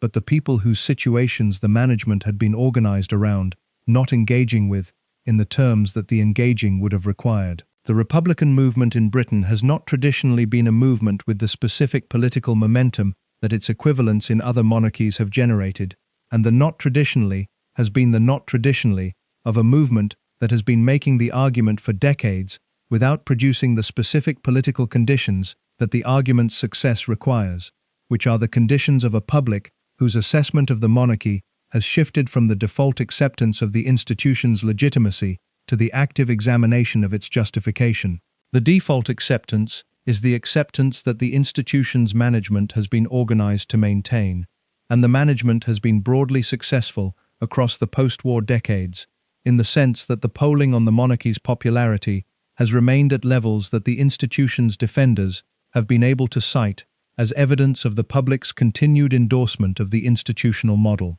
The Andrews situation moved the polling. The specific movement is documented in the surveys that the polling organizations conducted in the years between the Newsnight interview of 2019 and the settlement of 2022, and the movement was the movement of a public whose default acceptance of the institution was being tested by the specific arithmetic that the Andrews situation was providing, which was the arithmetic of the settlement cost and the security cost and the allowance cost, placed beside the question of what the institution had produced in return for the costs, and the arithmetic was the arithmetic that the Republic organization Republic had been providing the framing for across the years of the Andrew coverage, and that the coverage's accumulated weight had been making the framing progressively more available to the public that received it. Republic's membership grew across the Epstein coverage years. The specific figures that the organization reported in its communications across the period between the Newsnight interview and the birthday arrest showed a membership base that had expanded substantially from the membership base that had existed before the interview, and the expansion was the expansion that the organization attributed to the Andrew situation's contribution to the specific argument that the organization makes, which is the argument that the institution's costs are not justified by the institution's benefits, and that the specific mechanism of hereditary privilege is not the mechanism that a modern democratic society should organize its head of state function around. The argument is not a new argument, and Republic is not a new organization, but the Andrews situation provided the argument with the specific empirical content that the polling responds to, which is the content of a named individual doing named things that cost named amounts, and that the institution's management is documenting in the specific form of the management costs rather than the resolution costs. The Harry comparison is the comparison that the institution's management of its reputational situation has most consistently tried to prevent from being made, because the comparison is the comparison that most precisely illuminates the specific quality of the institutional response to each man's production of institutional costs, and the illumination is uncomfortable for the institution, because the comparison does not produce the conclusion that the institution's management of each situation was consistent in its application of the same principles. Harry produced institutional costs of the kind that the prince who speaks publicly about the institution's private conduct and who relocates to California with an American wife, and who gives interviews to Oprah Winfrey, and who publishes a memoir called Spare produces. The institutional costs were the costs of the reputational damage associated with the public disclosure of the institution's private conduct in the form that Harry's memoir and interviews provided, and the institution's response to those costs was the response of the institution that managed Harry's situation in the direction of the most complete available institutional separation, stripping him of his security and removing him from Frogmore Cottage, and managing the public account of the separation in the direction of the institution's interests. Andrew produced institutional costs of a different category entirely, which was the category of the conduct whose management had absorbed tens of millions of pounds and whose legal dimension had produced a birthday arrest on a charge that carries a maximum sentence of life imprisonment, and the institution's response to those costs, across the 40 years of their accumulation, was the response of the institution that managed Andrew's situation in the direction of absorption rather than separation, until the absorption's cost exceeded the management's capacity, which was the moment of the Queen's death, rather than the moment of the conduct. The comparison produces the question that the institution's management of both situations has been organized around not having to answer, which is the question of why the conduct that cost tens of millions of pounds and produced a criminal investigation was managed with greater institutional patience than the conduct that produced public interviews and a memoir. and the answer to the question requires the examination of the specific institutional priorities that the examination of each situation's management reveals. The examination reveals the following. The institution managed Harry in the direction of separation because Harry's conduct had produced the specific institutional damage of the public disclosure of the institution's private conduct, which was the damage to the institution's control of its own narrative, and the control of the institution's narrative is the institutional priority that the institution has organized its management capacity around, protecting most directly, because the narrative is the mechanism through which the default acceptance is maintained, and the default acceptance is the mechanism through which the institution's survival is secured. The institution managed Andrew in the direction of absorption for as long as the absorption was the management that the institution's architectural feature, the Queen's blind spot, produced, and when the architectural feature was removed, the management shifted in the direction of the separation that the institutional seriousness had always identified as the appropriate management, but the shift was the shift toward institutional separation rather than the shift toward the accountability of the conduct that the conduct had warranted. The distinction between institutional separation and accountability of conduct is the distinction that the human register of the Andrew situation's cost most precisely requires, because the human register is the register of the people whose situations the management had been organized around not engaging with, and whose situations the separation does not address. The separation addresses the institution's relationship to Andrew. The accountability addresses Andrew's relationship to the people whose situations the management had been engaging around for 25 years. The institution's management had produced the former. The birthday arrest was the first available step toward the latter, and the first step's availability had been produced by 25 years of Virginia Giuffre's not stopping, and by the files whose release had provided the specific evidence that the investigation required to take the step. The monarchy's defenders, responding to the Andrew situation's accumulation in the years since the Newsnight interview, have consistently organized their defense around the argument that Andrew is an individual whose conduct is the conduct of an individual rather than the conduct of the institution, and that the institution's management of the individual's conduct, culminating in the stripping of titles and the cutting of allowances and the four-word statement about the law taking its course, demonstrates the institution's capacity to hold its members accountable in the manner that the accountability requires. The argument has the specific virtue of being partially accurate. The institution did eventually strip the titles and cut the allowances and issue the four words, and the eventually is the word that the argument requires to be examined, rather than the actions whose eventual occurrence the argument is organized around. The eventually was 40 years. The 40 years is the period across which the 7 intervention points this account identified in Part 9 were each not taken, and the not taking of each was the decision of an institution whose architectural feature and whose management preferences and whose specific calculation of the absorption's cost relative to the intervention's cost had produced the eventually that the defender's argument treats as the evidence of the institution's accountability capacity. The accountability capacity produced the accountability after 40 years and tens of millions of pounds and a criminal investigation. The question the defender's argument does not address is whether the capacity that requires 40 years and tens of millions of pounds and a criminal investigation to produce is the capacity whose performance justifies the institution's claims about itself. The question is not the question that this account answers, because the answer to it is the answer that the reader who has spent 13 parts in the accumulation of the evidence this account has assembled is now in a position to reach, rather than the answer that the account's assembly can reach on the reader's behalf.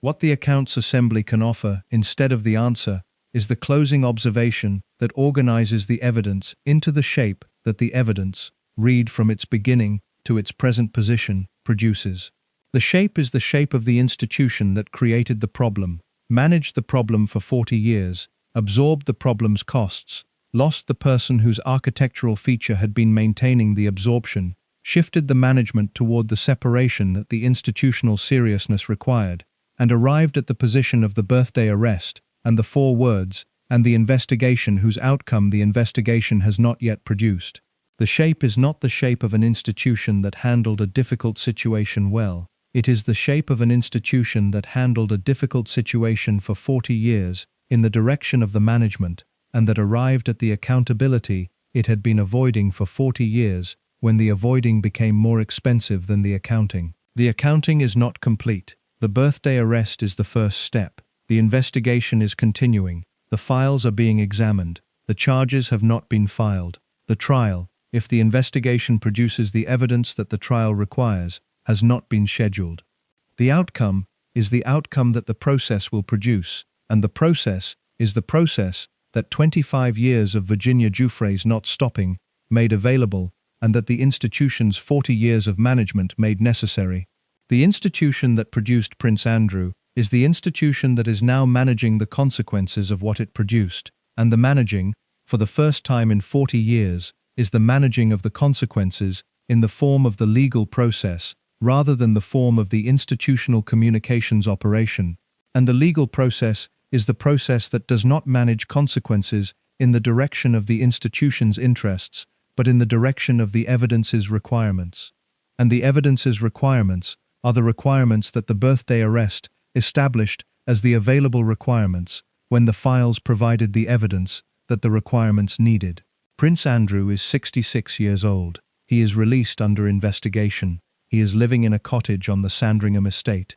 He has no title. He has no public role. He has no military rank. He has no institutional membership beyond the biological fact of his relationship to the institution that produced him. He has a brother who is the king and who said the law must take its course. He has 2 daughters who have conducted themselves with the distance and the loyalty that the situation required. He has an ex-wife who calls him her bestest friend and who has been by his side through the cancer and the legal proceedings and the birthday arrest and the released under investigation status that is the status in which he currently exists. He has the lease on the Royal Lodge that runs to 2078, and somewhere in the process that the birthday arrest initiated, and that the investigation is continuing, and that the evidence the files provided is driving toward the outcome the evidence requires, the account of what he is, and what he did, and what it cost, is being assembled by the people whose professional function is to assemble it.